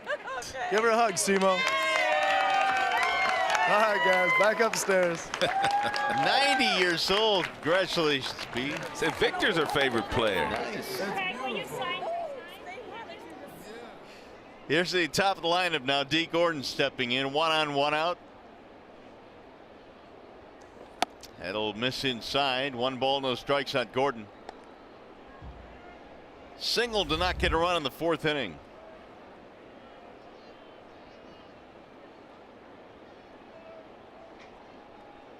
Tigers have been out hit 9-5, but they lead by 1. Gordon drops down a bunt. Sappold pouncing on it. Nice play to get the speedy Gordon. Runner will advance, 2 gone. And you know, it's just a matter of time before D. Gordon tried to use his legs to get on base, but this is not a good bunt by D. He bunts it right back to the pitcher. Nice job of anticipating by Sappold, bouncing off the mound, grabbing that ball and getting it on its way to John Hicks to get the speedy runner.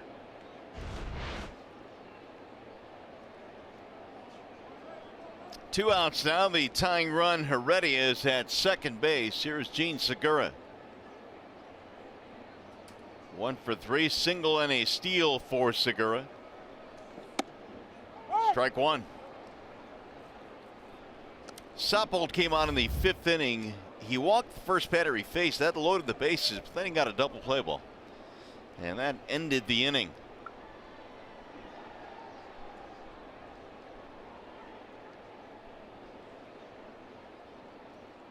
Here's the 0-1. Chopper to second. Routine there for Machado. And that's it for Seattle in the 6th. No runs, 1 hit, and 1 man left.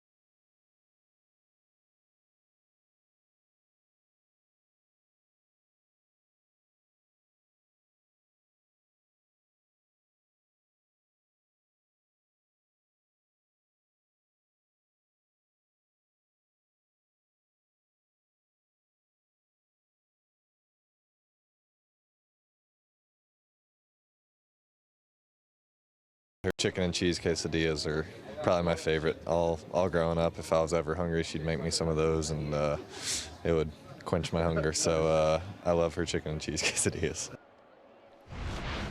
Mom's Home Plate here on Mother's Day. It's a new feature this year. And Grayson Griner talking about his mom's best meal. I think all of our moms probably had that best meal. Ron, you're probably no different. Oh, no question. Salisbury steak. Oh, is that it? Salisbury steak with some gravy and some onions, some mashed potatoes, and some mixed vegetables. Nice. It's one of my favorite meals she used to cook for me growing up. Victor skies one in the air to left field. That's going to go to the warning track and die out there, and one gone. Well, I know you're going to be surprised to find out that my favorite meal from my mom was pasta. Lasagna, to be specific. Lasagna. I bet it's good, too. It shocks you, I know. Hey, we got a word on Robinson Cano, a fractured finger. Fractured finger. Well, you kind of had that feeling, didn't you? Yeah, you kind of did. The way that he went down and then the way that he left the game. It's unfortunate.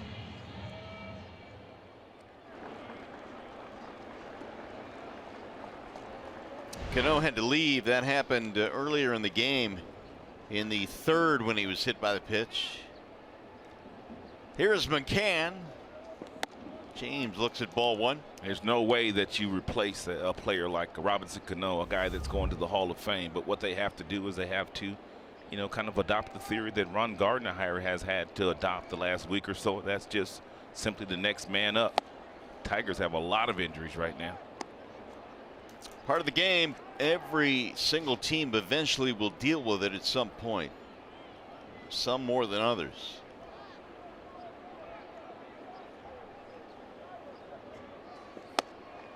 Two and one now in McCann. Andrew Romine is going to get a whole lot more playing time.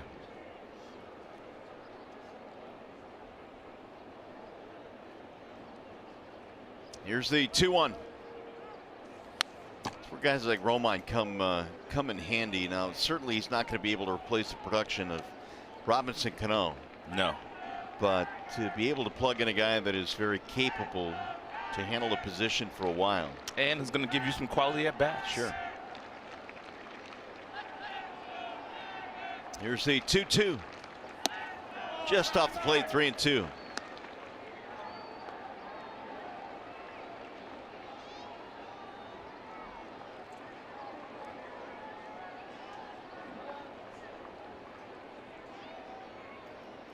Now the full count pitch.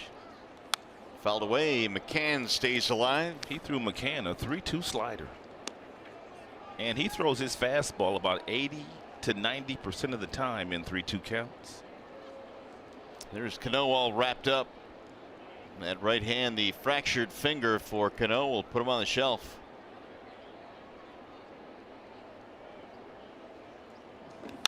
Chopper to the shortstop. Segura backs up to play the hop, and there are two gone. And James McCann talks about his wife Jessica's first Mother's Day.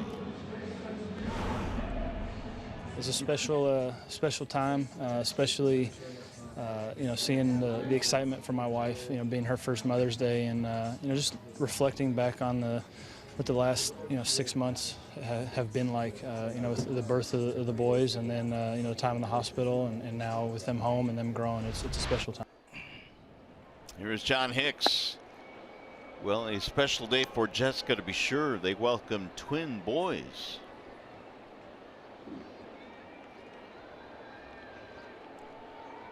Hicks 0 for 2, fly ball line out, swing and a miss.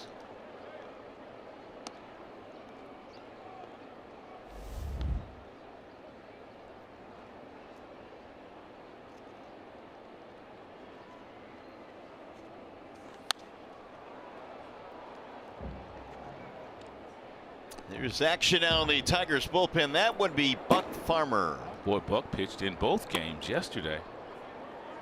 And apparently he'll come in today.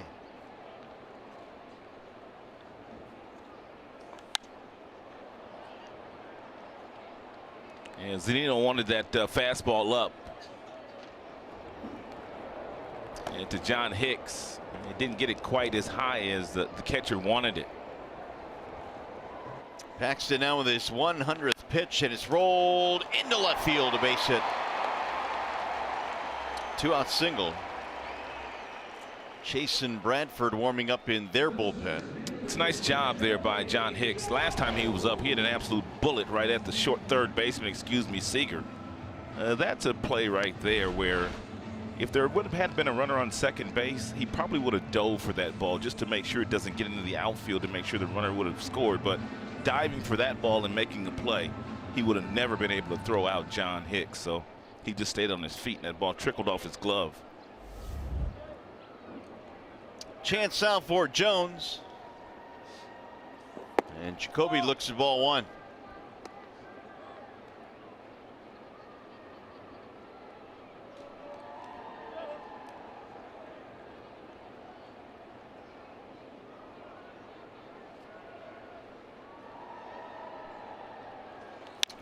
Is whistled foul. We had Mary Jones in the booth in the fourth inning, if you weren't with us, and she was talking about Jacoby and just how good an athlete he was. He said that he was an exceptional basketball player and a really good football player, but she just couldn't stomach the football.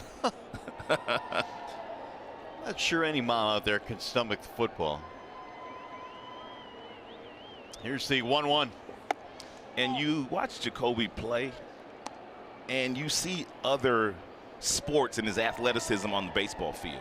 You could tell that Jacoby Jones was just not a baseball-only kid growing up simply by the way that he plays the game and the athleticism.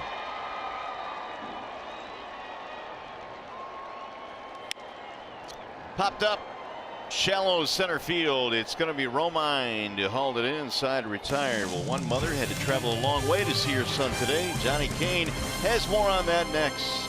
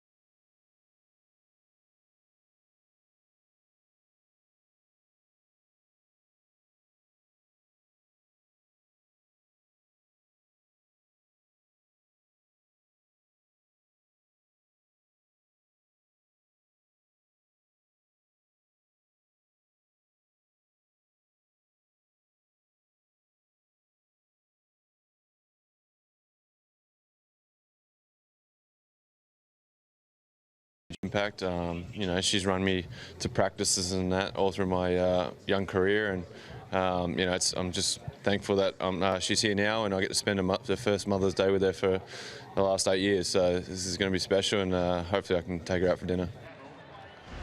All right, here we are with Dee Southpole, made the trip in from Australia, Warwick's mother, and we're happy to be here. Warwick was just saying in the soundbite there, this is the first time in 8 years, so the last 7 years you guys were apart. Yes. On Mother's Day. How exciting is it for you to be here and to watch him here firsthand? It's really good. It's really exciting. He's done a fantastic job. He's done us proud. He has done us proud. He's done all of Australia proud. Yeah, exactly. What is it about you, boy, that what makes him tick? I mean, I know him on a personal level, but nobody knows him better than you. He's quiet sometimes. He wasn't quiet growing up, okay. But he's just level-headed. Yeah. And he stays level-headed, so that's good. All right, if I asked you, because I asked him, what was your favorite mom's home plate, meaning the favorite dish that you prepared, what do you think he said? I would have said roast lamb. Roast lamb sounds delectable.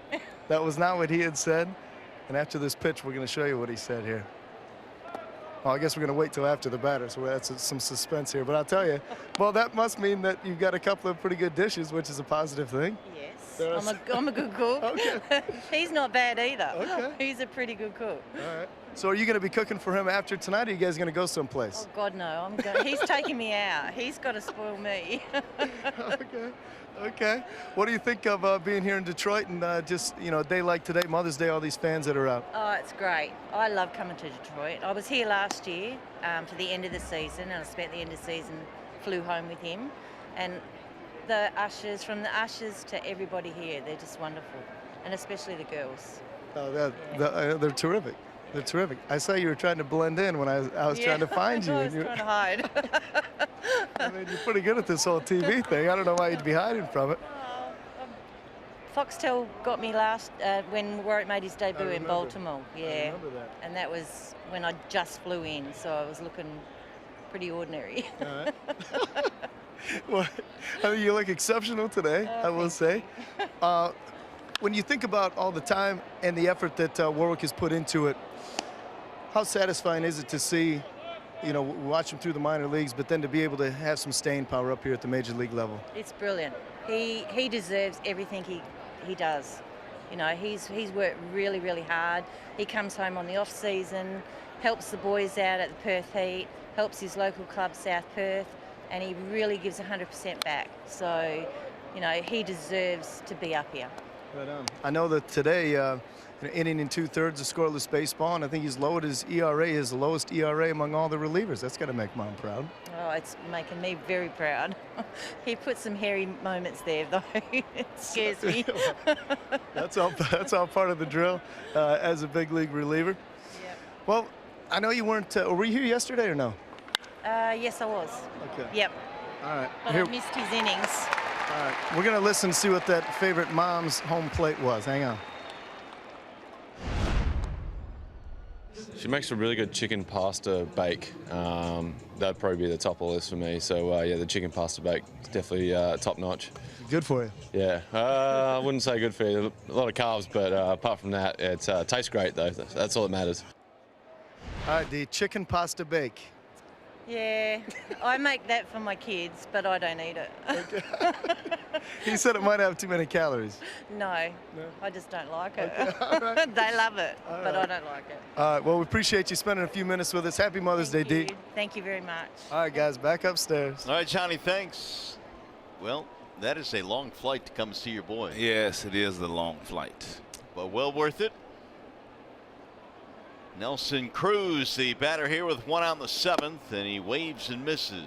A couple of outstanding breaking balls thrown by Buck Farmer, our wall side windows pitching change. 20th game now for Buck Farmer. 5 holds, 3.72 ERA. Buck's pitching well. He has settled in nicely to that reliever's role. That is flared to center field where Jones is stationed. 2 gone. Ron Gardenhire was talking about Buck Farmer today when he was chatting with the media, and he said that he has no problem bringing Buck out of the bullpen to go up against a good left-hander because that really good changeup that Farmer has. Now with 2 outs, here is Kyle Seager. As a matter of fact, Buck started the inning, Ron Gardenhire, knowing that he was going to see 2 of the 3 hitters he would see would be left-handed. So he really has a lot of confidence in him. Nick Vincent, Jason Bradford warming up for Seattle. They play the shift on here against Seager. Home run early in the game. That was back in the 2nd, a solo shot, which gave Seattle an early 1-0 lead.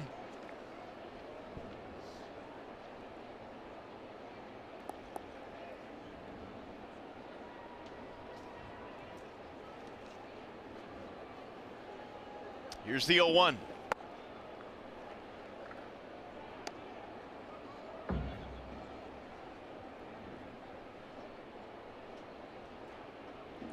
Tigers had 3 runs, 6 hits this afternoon. Seattle 2 runs on 9 hits.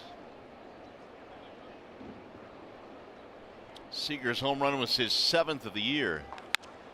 Bouncing ball right side into short right field, and Farmer covers for the out. It's going to be a 1-2-3 inning. Coming up, the Consumers Energy 7th inning stretch.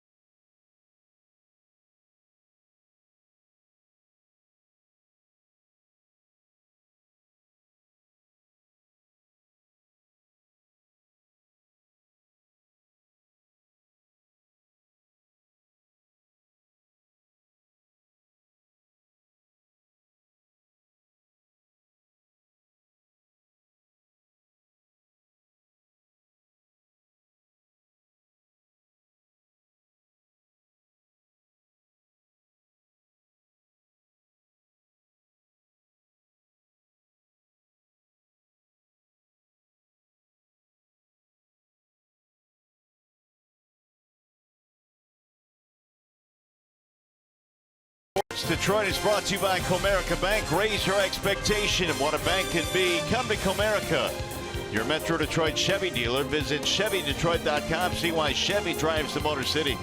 And by Wallside Windows. We can do that. We are the factory. And just like we promised you, it's time for the Miller Lite Hold True moment. In between the 5th inning, all the fans here held up someone's name that's been affected by cancer. Nico Goodrum also held up a name, and then Nico Goodrum promptly came up to the plate in the 5th inning and homered against James Paxton. Hit that ball the opposite way to right field, and to give the Tigers a lead.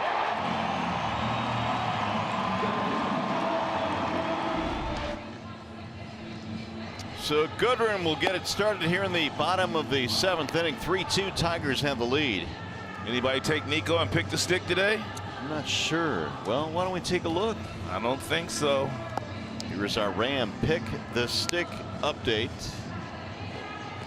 All slim pickings today. Johnny with, oh man, Johnny continues his rise here. Yeah, he rolling. He rolling. 4-point day. Not a whole lot else going on. So nobody selected Nico.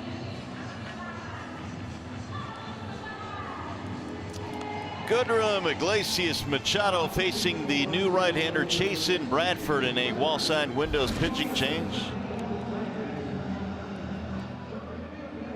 And the 13th contest for Bradford. And 13 strikeouts, 4 walks, the league hitting under 200 against Bradford. Goodrum had a day against Paxton, single and a homer. Batting lefty for the first time, looks at a strike.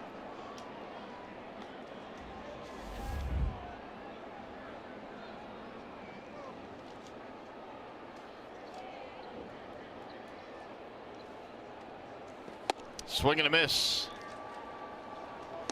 0-2 on Nico. Tigers had some pretty good bats today, Rod, against the lefty Paxton. They really did. Now, they were big with their swings early. And I'm sure that Lloyd McClendon, maybe even Phil Clark, the assistant hitting coach, kind of got in the guy's ears and told them, you guys, if you're going to have any success at all against this guy today, you got to shorten your swings. And some of the guys did shorten their swings, and they scored 3 runs against him. Which is not easy to do. No. Not these days. They are shifting on Goodrum. It'll bounce in. Jason Bradford claimed off the waiver wire from the Mets in January. Got to the big leagues briefly with the Mets last year. Didn't do all that badly. 3.74 ERA and 28 relief appearances. He's got basically 2 pitches, and that's a fastball and a slider. His 2 primary pitches. He also tinkers with a changeup, but only about 2% of the time. The other way this time toward left field, and it's going to be caught there by Heredia. 1 out. Every now and then, Jose Iglesias could muscle up for a home run, as he did yesterday against a left-hander.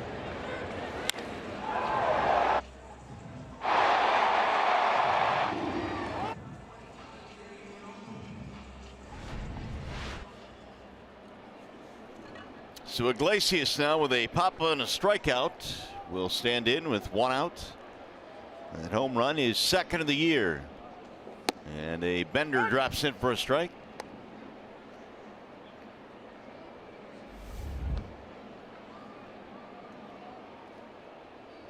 Bottom 3 in the Tigers lineup here in the 7th inning, up 3-2. 1 ball, 1 strike. And Bradford's got a huge break on that slider. Not a whole lot of depth. More east to west movement.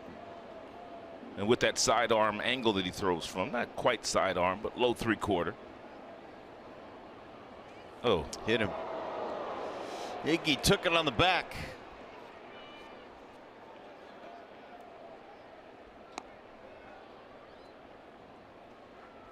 So Iglesias will take his base. And nowhere for Iglesias to go. That fastball thrown by Bradford hit Iglesias square in the back.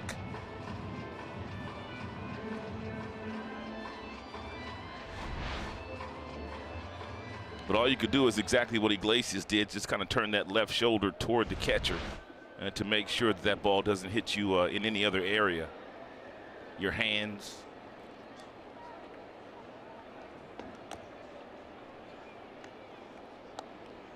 Iggy might be a little upset after getting hit. He might want to steal a bag here. Just thinking about that. He has swiped 4 this year.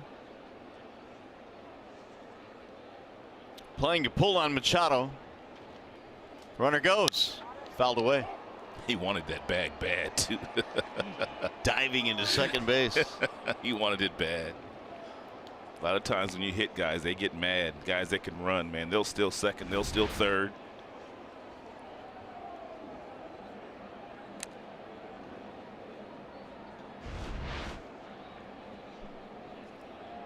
Tigers would like to add to their lead a slim 1-run margin here as we get to the late innings of this one.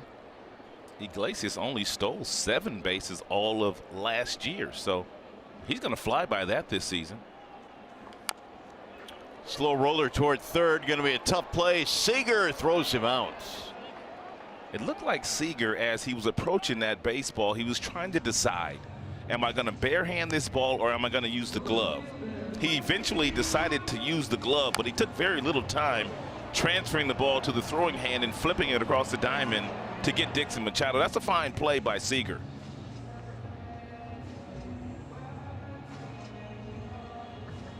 Dixon out by a step. 2 gone now, and a chance for Matuk. Mikey drove in a run back in the 3rd.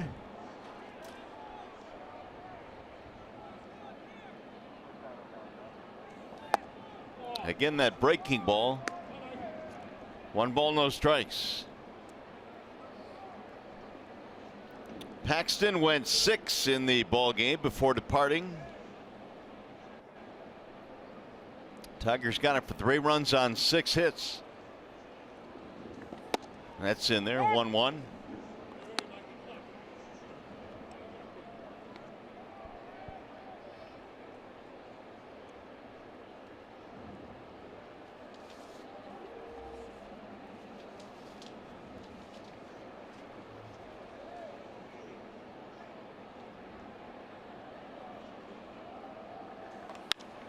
Line to center field. That's going to get down and drive in a run. Matuk turning. He's going to second. He is in there with a stand-up double. And Mikey gives the Tigers an insurance run, 4-2 ball game.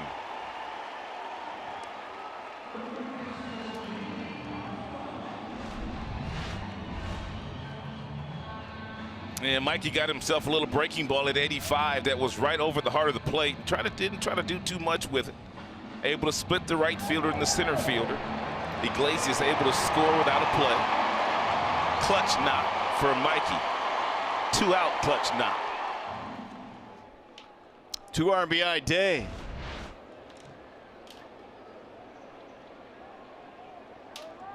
That'll keep it going for Kozma. Fly ball right field. That'll be playable for Haniger, and that'll end the inning. Tigers get another run though. Tigers baseball presented by Bell Tire.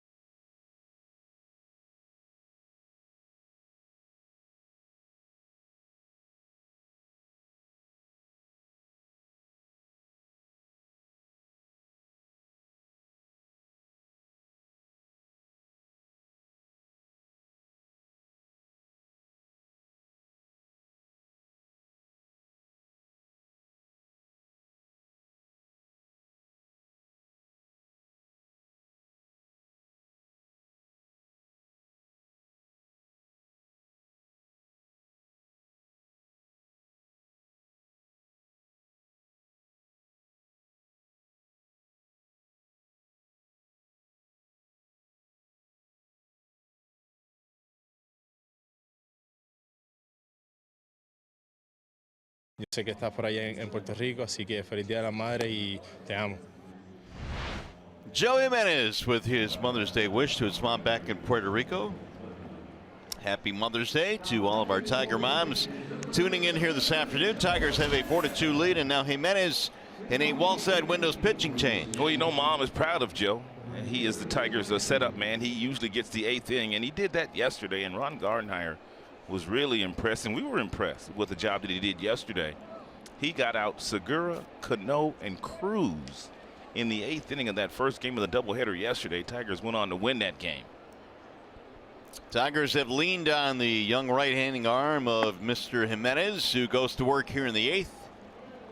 Mitch Haniger leads it off.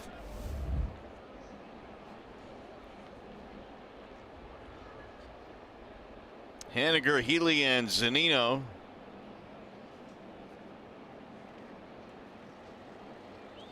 And this trio at the bottom of their lineup has accounted for 23 home runs this year. Really? That many? A lot of power at the bottom of their lineup.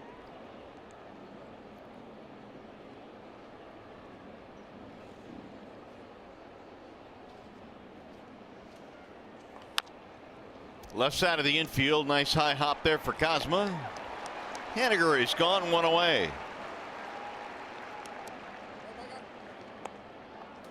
7 straight retired by Tigers relievers. Yeah, you have to be careful with Healy. He's got a lot of power, and he put that power on display yesterday. He got a slider from Michael Fulmer that stayed up in the strike zone, and he killed it.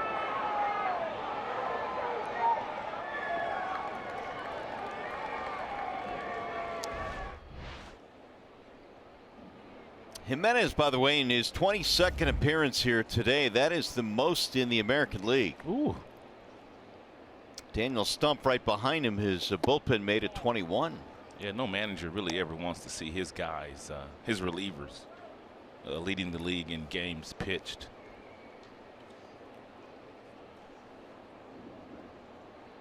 Healy, a single and 3 at bats in this game.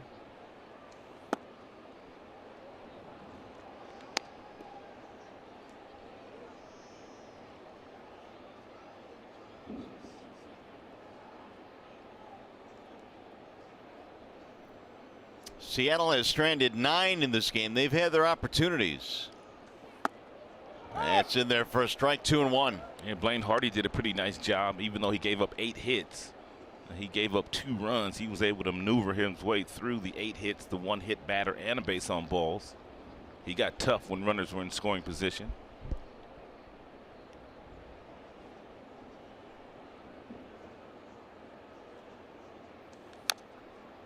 Two and 2 now on Healy, the former Oakland Athletic. 25 home runs last year for the A's.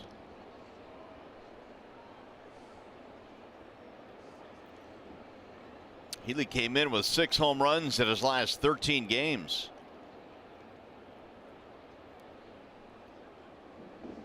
Here's the 2-2.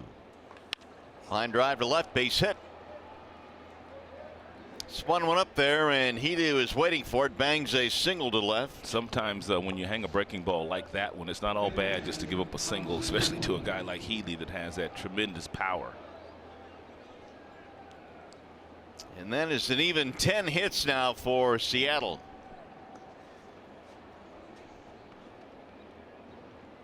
Two singles for Mike Zunino, 2 out of 3.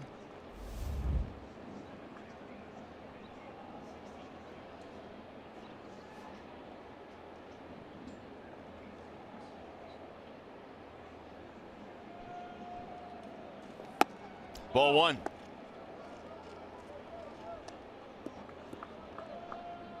If you're Joe, you're not necessarily looking for a strikeout here, but you'll take the ground ball off the bat of Zunino to get the double play to get out of the inning.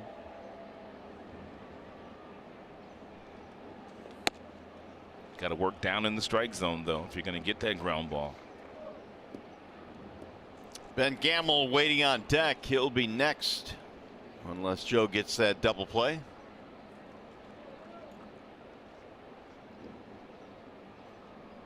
Two and 0 on Zunino.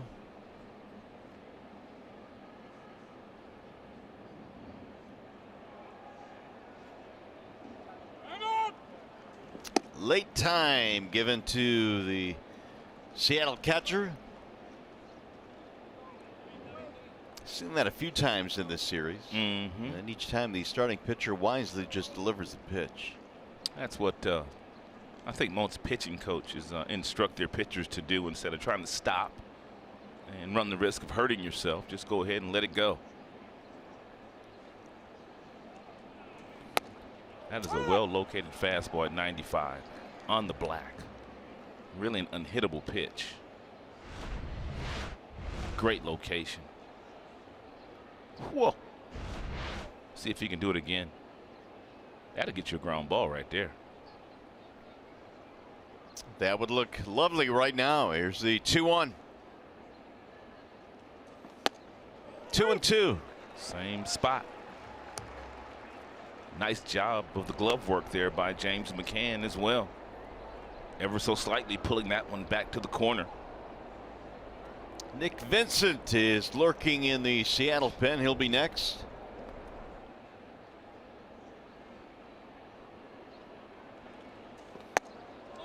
Just missed. 3 and 2.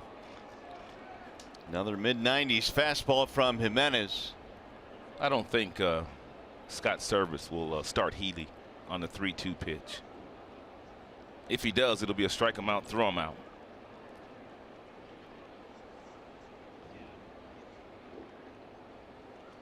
Runner holds, and it's a high fly ball to left field. It's going to be playable. Mata calls it in, and there are 2 gone. Let's take a look at how Jimenez went after Zunino with all that power. Those 2 fastballs on the black, 94, 95, were beautiful. Just about every one was a heater. That 2-seamer right there kind of ran in on Zunino.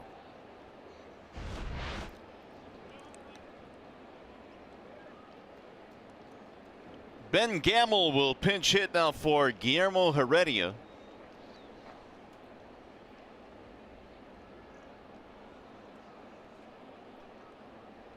Gamble with 2 outs and a runner aboard.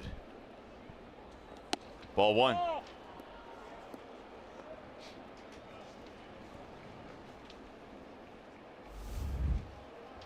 Really from the get-go, Ron Gardenhire and Chris Pasio told Jimenez, you're going to pitch late in games. You're going to get your opportunities this year. Be ready to go. And that confidence they instilled in him early on has really helped Jimenez.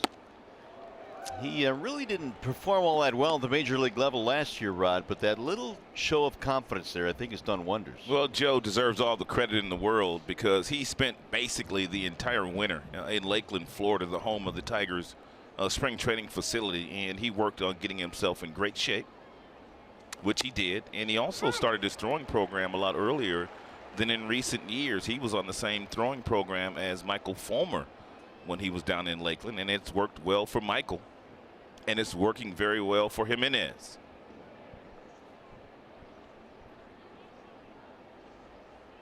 Here's the 1-2.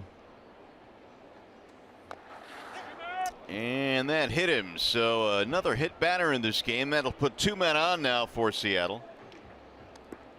And it'll turn the lineup over now to D. Gordon. The more D. Gordon comes to the plate, I just get scared, man. This guy's 200 hits over 2 times the last 3 years. They pretty much kept him in check in the 3-game series, but you know sooner or later the kid's going to get loose. He's just way too good. 5-0-2 on the road this year. That record of undefeated road series for Seattle in jeopardy here. There's ball 1. Gordon had a 3rd inning single which snapped an 0 for 13. Now we'll get a mound visit for the Tigers.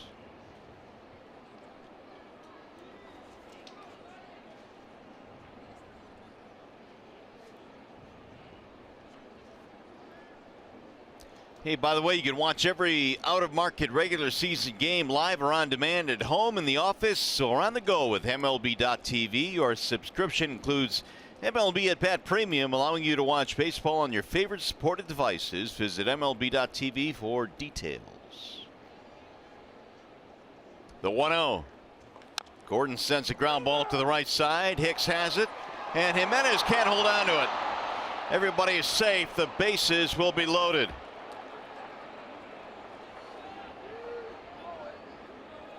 Try to hit Jimenez on the run, and Joe couldn't squeeze it.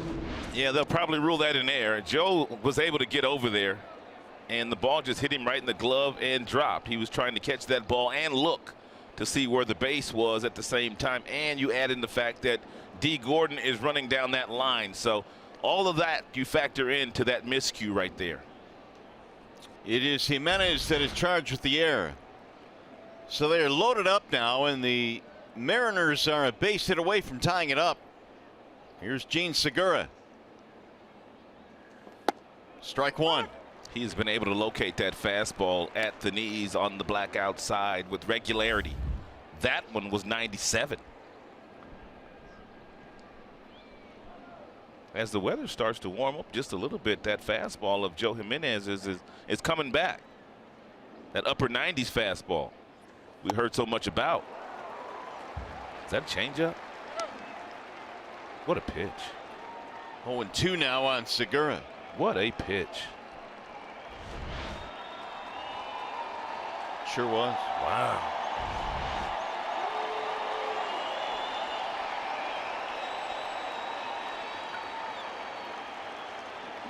Now Joe will step off.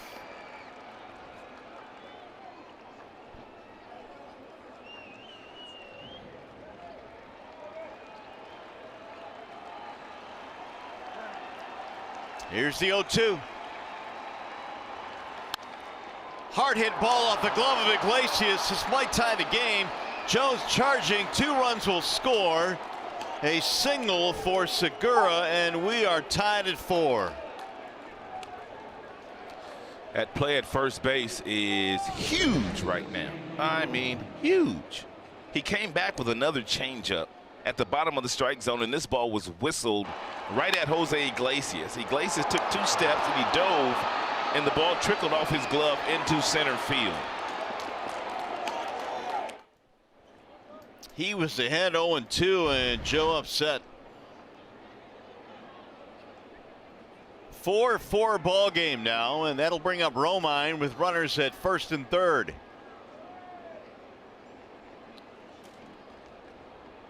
11th hit of the game for Seattle. It's a big one. Ball 1 to Romine. Single and a line drive to center field. 1 for 2 for Romine.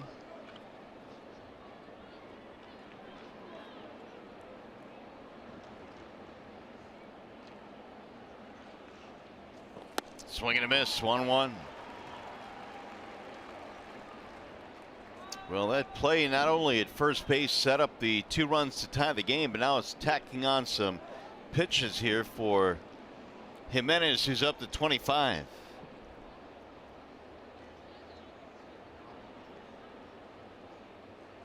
Runner goes from first, no throw.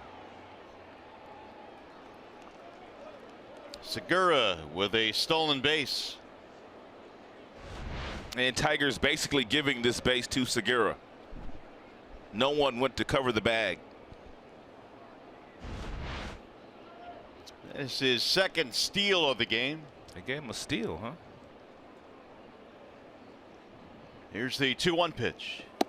In there. 2-2 now on Romine.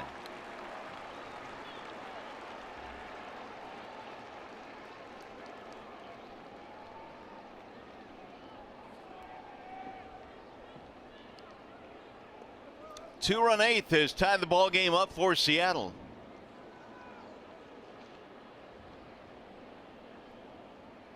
Swing and a miss. Romine is out, and that will end the inning. 2 runs in, though, for Seattle. Ties this game. We go to the bottom of the 8th. It'll be Victor Martinez to get it started.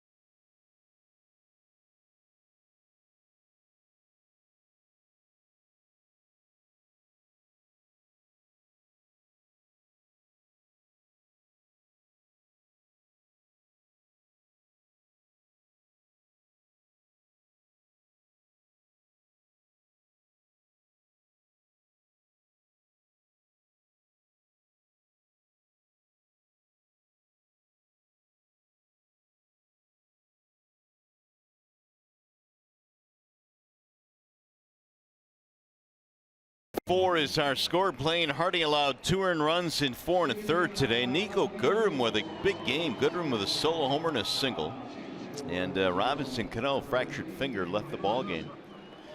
There's a wall side look ahead now. The probables, courtesy of Wallside Windows, for tomorrow. Carlos Carrasco, Mike Fiers. And Cookie checks in with 5 wins and 1 loss and a 3.61 ERA and a bunch of strikeouts. Meanwhile, Fiers 3-2 with a 4.73 respectable ERA. He's punched out 21, walked 5. Pitched a really good game the last time he was out there. Vivard leads it off here in the bottom of the 8th. It'll be Martinez, McCann, and Hicks tied at 4. Nick Vincent coming out of the bullpen throws a fastball up that is swung on and missed. And Vincent has a fastball that's not overpowering, right around 89 miles an hour. And he throws a lot of cutters. So he's pretty much 4-seam and then cutter. 2 fastballs. There's that cutter right there. And you can see the action on that pitch. Ben Gamble stays in the game to play left. Cutters sometimes can be a dangerous pitch because they really have no depth to them. They're pretty much east to west in the strike zone. In the air to D. Gordon in center, and one gone. That'll bring up McCann. It really makes you wonder all those years that Mariano Rivera built a career on that one pitch. Yes, indeed. But he could throw it like no other. No other. He destroyed left-handers and righties.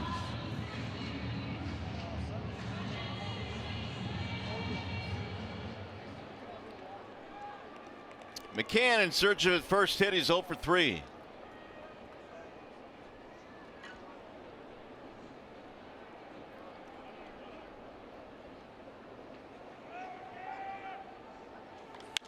Max pops it up. Right side, foul ground. Healy hauls it in. 2 quick outs. Healy played that ball like he was battling some sun or something. Shane Green warming up. Well, I'm here to tell you there's no sun right now. Did you see how he played that? It's cloudy, but it looked like he was battling it.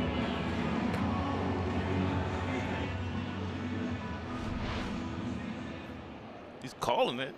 He kind of like plays it like it's like. That's called watching it into the glove, though, right there, though. He lost it in the clouds.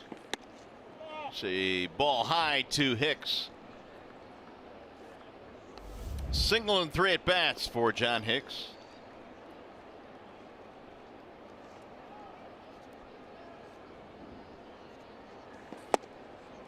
One. This much we do know, there had been some sun, and he had those glasses on top of the bill. The manager get awfully upset.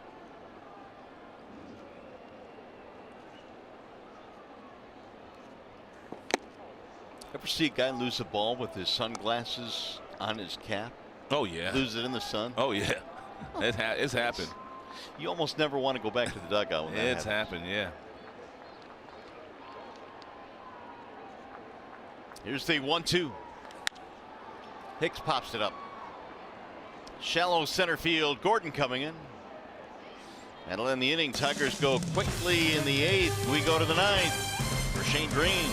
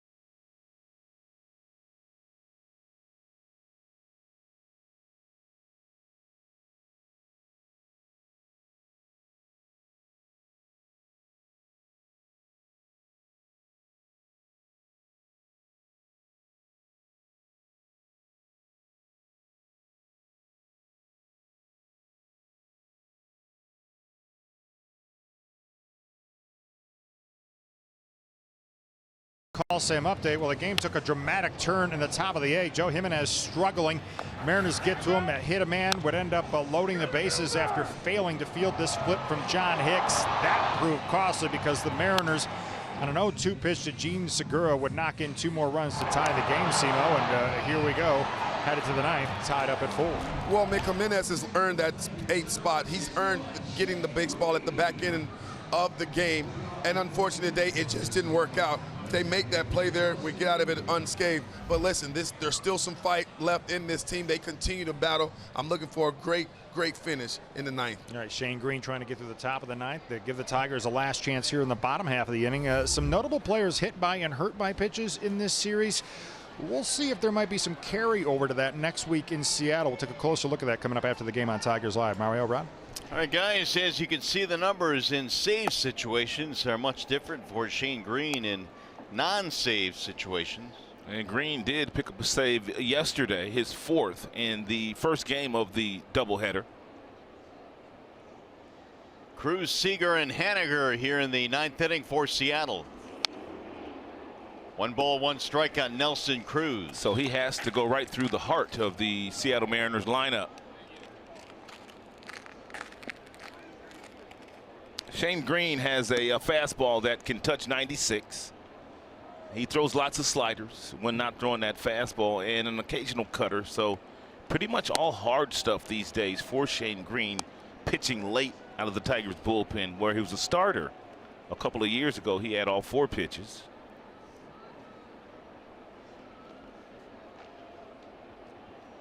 He's gone 2-1 on Cruz. Off the end of the bat foul, 2-2.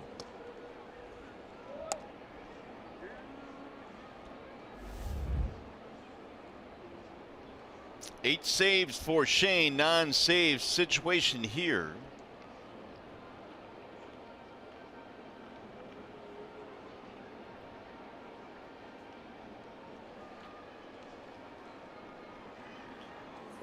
Swing and a miss. So Cruz is out of there.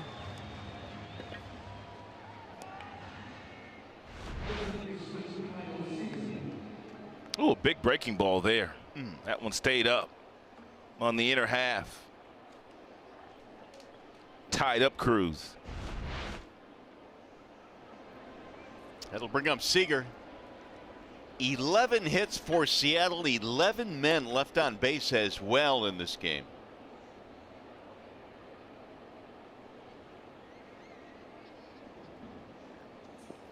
That'll curl in for a strike. Seager homered in the second off Blaine Hardy. Blaine got the Tigers into the 5th in his first start today.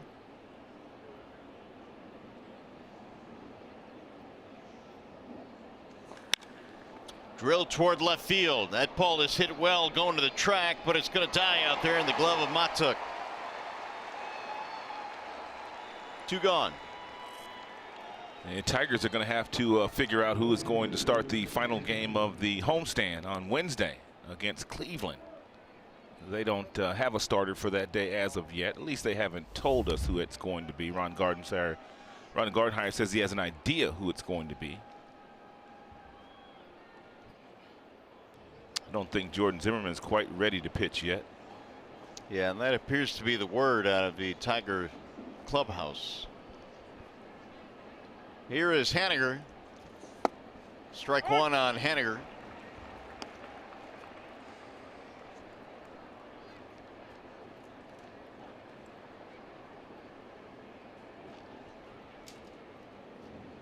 Tigers have gone with Soppold, Farmer, Jimenez, and now Green.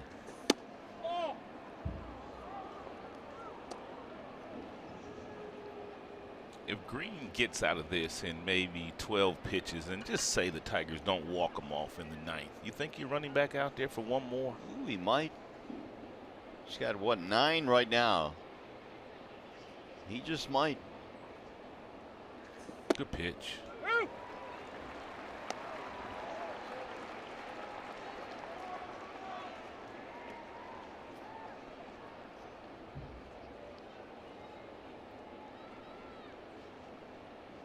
One and 2 on Mitch Haniger.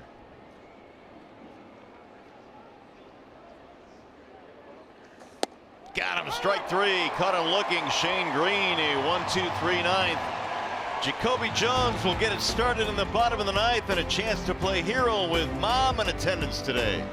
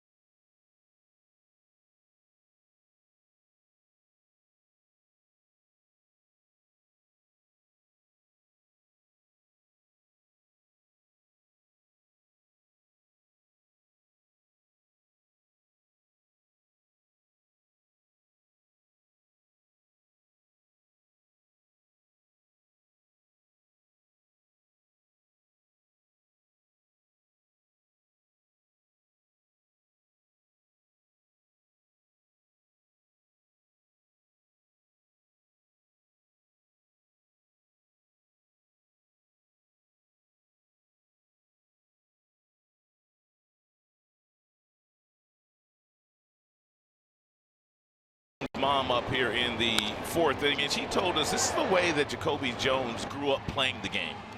Lots of fast speed, lots of instincts. He's got some power, but that didn't come on display yesterday. But he used his legs to help the Tigers win one of those games in the doubleheader, and he had a couple of outstanding slides along with a really nice catch in center field. So a really nice day for Jacoby yesterday, and he has proven that he's the right guy leading off the bottom half of the ninth.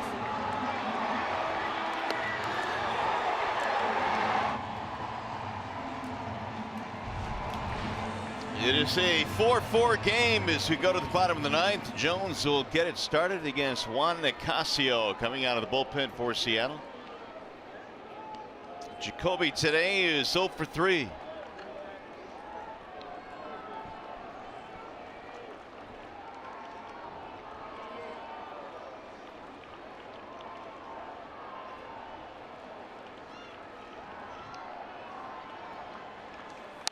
Jones fouls it away 0-1. There's Mom Mary on the right. He may as well go ahead and hit a walk-off for her then. The perfect wrap-up for Mother's Day and today. Then take Mom to dinner.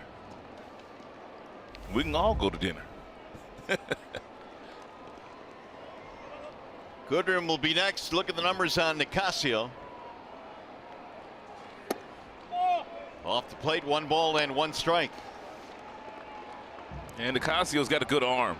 And he throws all fastballs for the most part. 70% fastballs, the other 30% sliders. Oh, good swing there by Jacoby.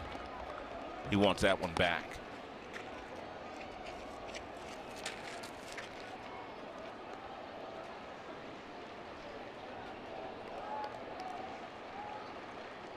I just want Jacoby to get on base and put on a show, because you know it'll get exciting once he gets on base. You know it. He'll still second. The 1-2. It'll bounce in. 2-2 on Jones. Tigers had a 2-run lead in the 8th, and then a 2-run hit by Gene Segura tied it up with 2 outs. Big error in that inning, a hit batter as well, set up the scoring chance for Seattle.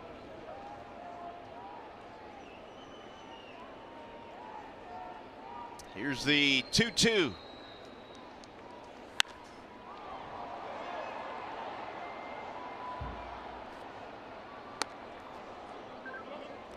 He had Bradford in the 7th, Vincent in the 8th, and now Nicasio here in the 9th.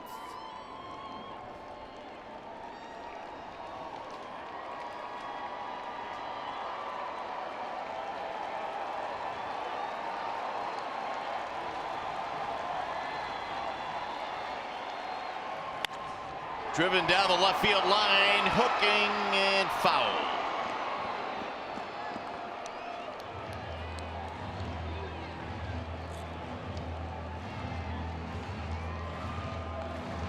Jones got out in front of that one a smidge.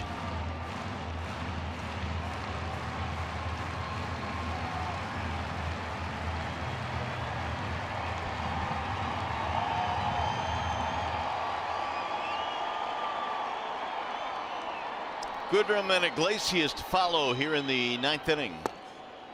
He'll get through the catcher to the backstop. A walk just as good as a hit.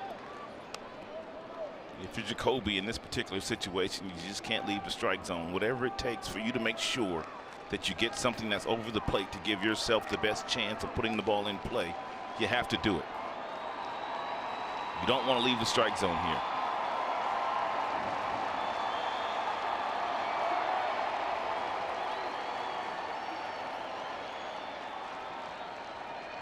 Here's the 3-2. It's a fastball. Little chopper left side of the infield. Oh, it's going to get through. 2 defenders. Jones ran through the bag. He is aboard now with nobody out. We saw last half inning where D. Gordon put some pressure on Joe Jimenez as Joe Jimenez was going to cover the bag, and it resulted in an error. That's the same thing that happens right here between the shortstop and the third baseman. Both guys know Jacoby can run. Both guys verging trying to make this play. No one calls it because no one really had it. And Jacoby was going to put pressure on him anyway. So Jacoby maybe caused that miscue with his legs, and Mom loves it. Santiago tried to get him to go to second base, but Jones was busting it down the line, ran through the bag. He was flying down the line. That'll go as a base hit for Jacoby, and now the winning run is on. Here is Nico. Nico's had a nice day with the bat, but he also has the ability to handle the bat if they're thinking about bunting. We also told you Jacoby's got some good wheels.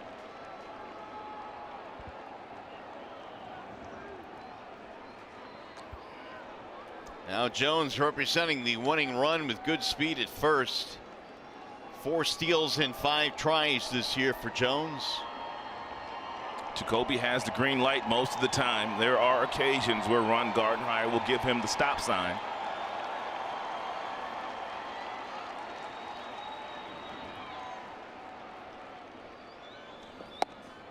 Ball 1.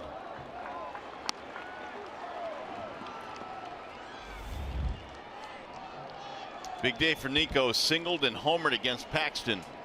This is where speed really comes into play for the teams that have fast players. Nicasio is thinking about Jacoby Jones at first base.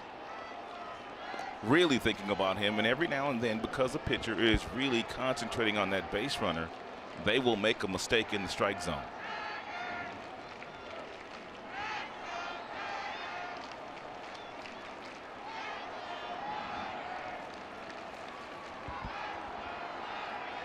Here's the 1-0. Runner bluffing, big swing by Goodrum. It looked like Jacoby entertaining the thoughts of trying to steal that bag. Didn't get a good jump on that last pitch, though. We'll watch Jacoby again. Well, he's got a good lead. Between 12 and 13 feet. Another hack by Goodrum, fouls it back, 1-2.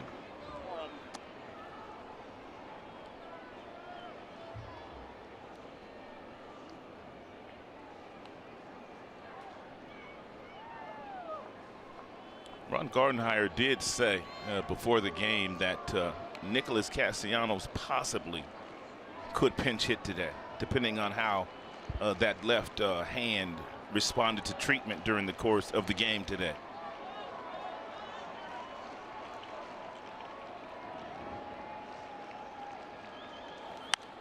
Fouled away. Yeah, this might be too risky to try to steal a bag here. Nicasio is taking very little time getting the ball to the catcher's knee, about 1.1 seconds, and you got to be at least 1-3, 1-4 to give yourself a chance to steal a base. Otherwise, you're just trying to force the issue. Castellanos on the Tiger bench, showing no signs that he might be able to pinch hit.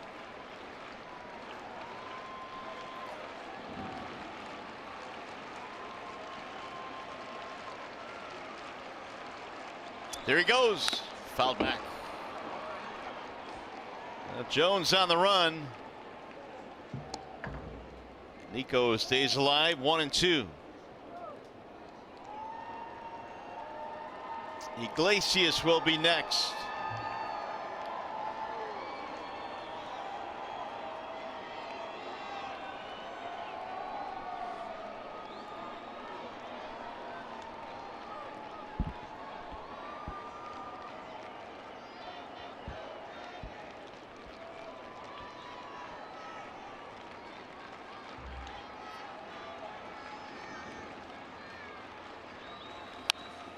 Fouled away, and Nico continues to battle.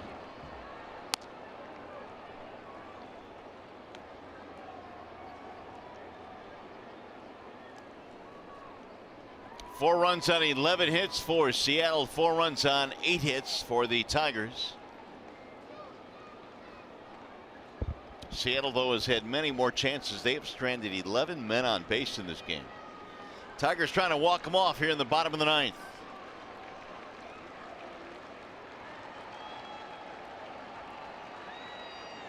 Runner goes, foul away again. Jacoby getting his sprints in. He's a young boy, though. What, he just turned 25? A little extra cardio for Jacoby.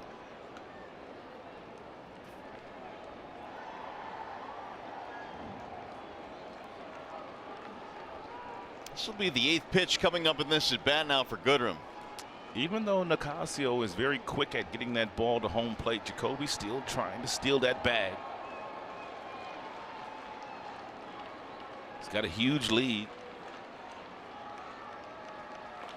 Ground ball, base hit right field. Jones hits the bag at second. He's going to third. Nico Goodrum with a huge at bat. It results in a single, and the Tigers have the winning run at third.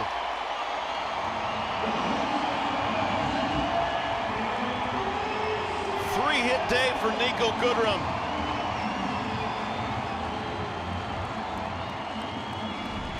Just a great at-bat for Nico. Saw a lot of pitches. He finally got one. He hit it hard enough past the diving Ryan Healy. And Jacoby Jones, with all his speed, able to get over to third base. Now he's 90 feet away from scoring that winning run. Infield is coming in. Outfield is shallow. Yeah. And here is Iglesias. Iggy looks at his strike. Tigers trying to do something to Seattle that no other team has been able to do this year. They haven't lost a road series. About 90 feet away from that happening. Jones is your winning run at third.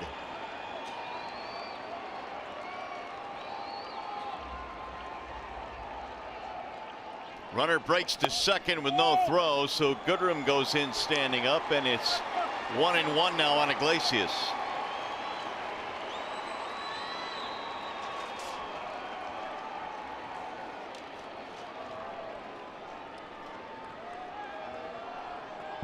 No steal for Iglesias, or for Goodrum rather. Defensive indifference. Here's the 1-1 pitch. Ground ball up the middle into center field, and Jacoby Jones scores. The Tigers a walk-off win on Mother's Day. Happy Mother's Day.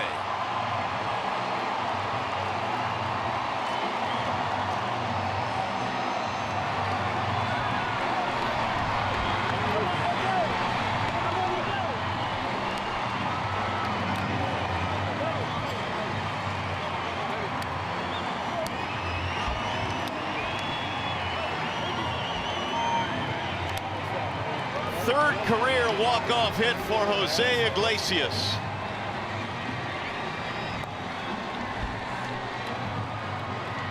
Three straight hits for the Tigers. Jones got it started. Goodrum sent him to third, and Iggy delivers.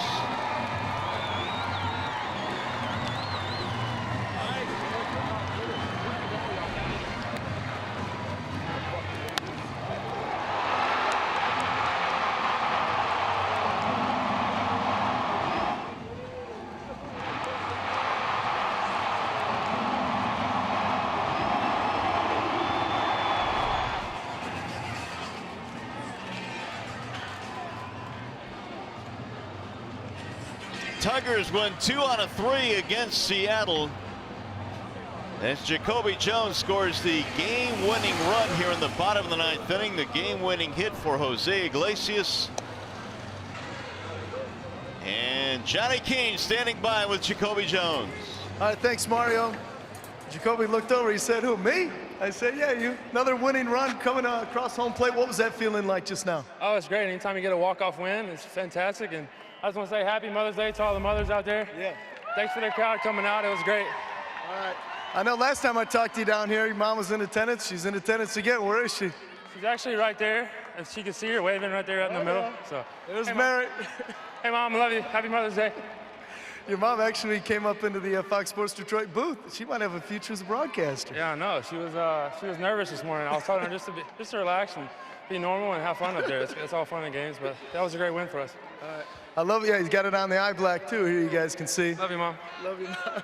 All right, Jacoby, you guys able to take 2 out of 3 from a tough Seattle team? Is your buddy Daniel Stump? Gives you a little chest check. How important was this getting this series victory here at home? Oh, it's great. I mean, anytime you win a series, it's fantastic, and we're at home where we want to be. And anytime you can win a series and win some games at home, it's fantastic. And all these fans get a win for them, so it's a good series, and hopefully we can carry it on. All right, last one. I know you guys are a little bit depleted. We got some injuries, and yesterday with Nick Castellanos taking one off the hand, Miggy's still on the shelf, and Leonis. But how about some of these guys getting an opportunity like Nico Goodrum coming up today, 3 for 4 at the plate, and obviously the big home run, and kept the 9th inning alive for you? Oh, Nico's huge for us. I mean, anytime you have guys go down on injury, you got to have guys that step up, and that's what Nico did, and some of the other guys are doing it. And we just got to step up and wait for Miggy and Leonis and Nick to get back in the lineup and keep pushing and keep winning some games. All right, Jacoby Jones, happy Mother's Day, brother. Thank you. All right. He's a crowd favorite. Easy to see why. All right, Johnny, thank you very much. Coming up on Tigers Live, we'll look back at that at bat from Jacoby Jones that got everything started for the Tigers in the 9th. Yes, way, Jose. We'll hear from Jose Iglesias following the deliverance of that game-winning hit. Blaine Hardy on his first Major League start, and what a day for Nico Goodrum. We'll catch up with him following his 3-hit performance. All that, plus Ron Gardenhire's post-game comments coming up next on Tigers Live.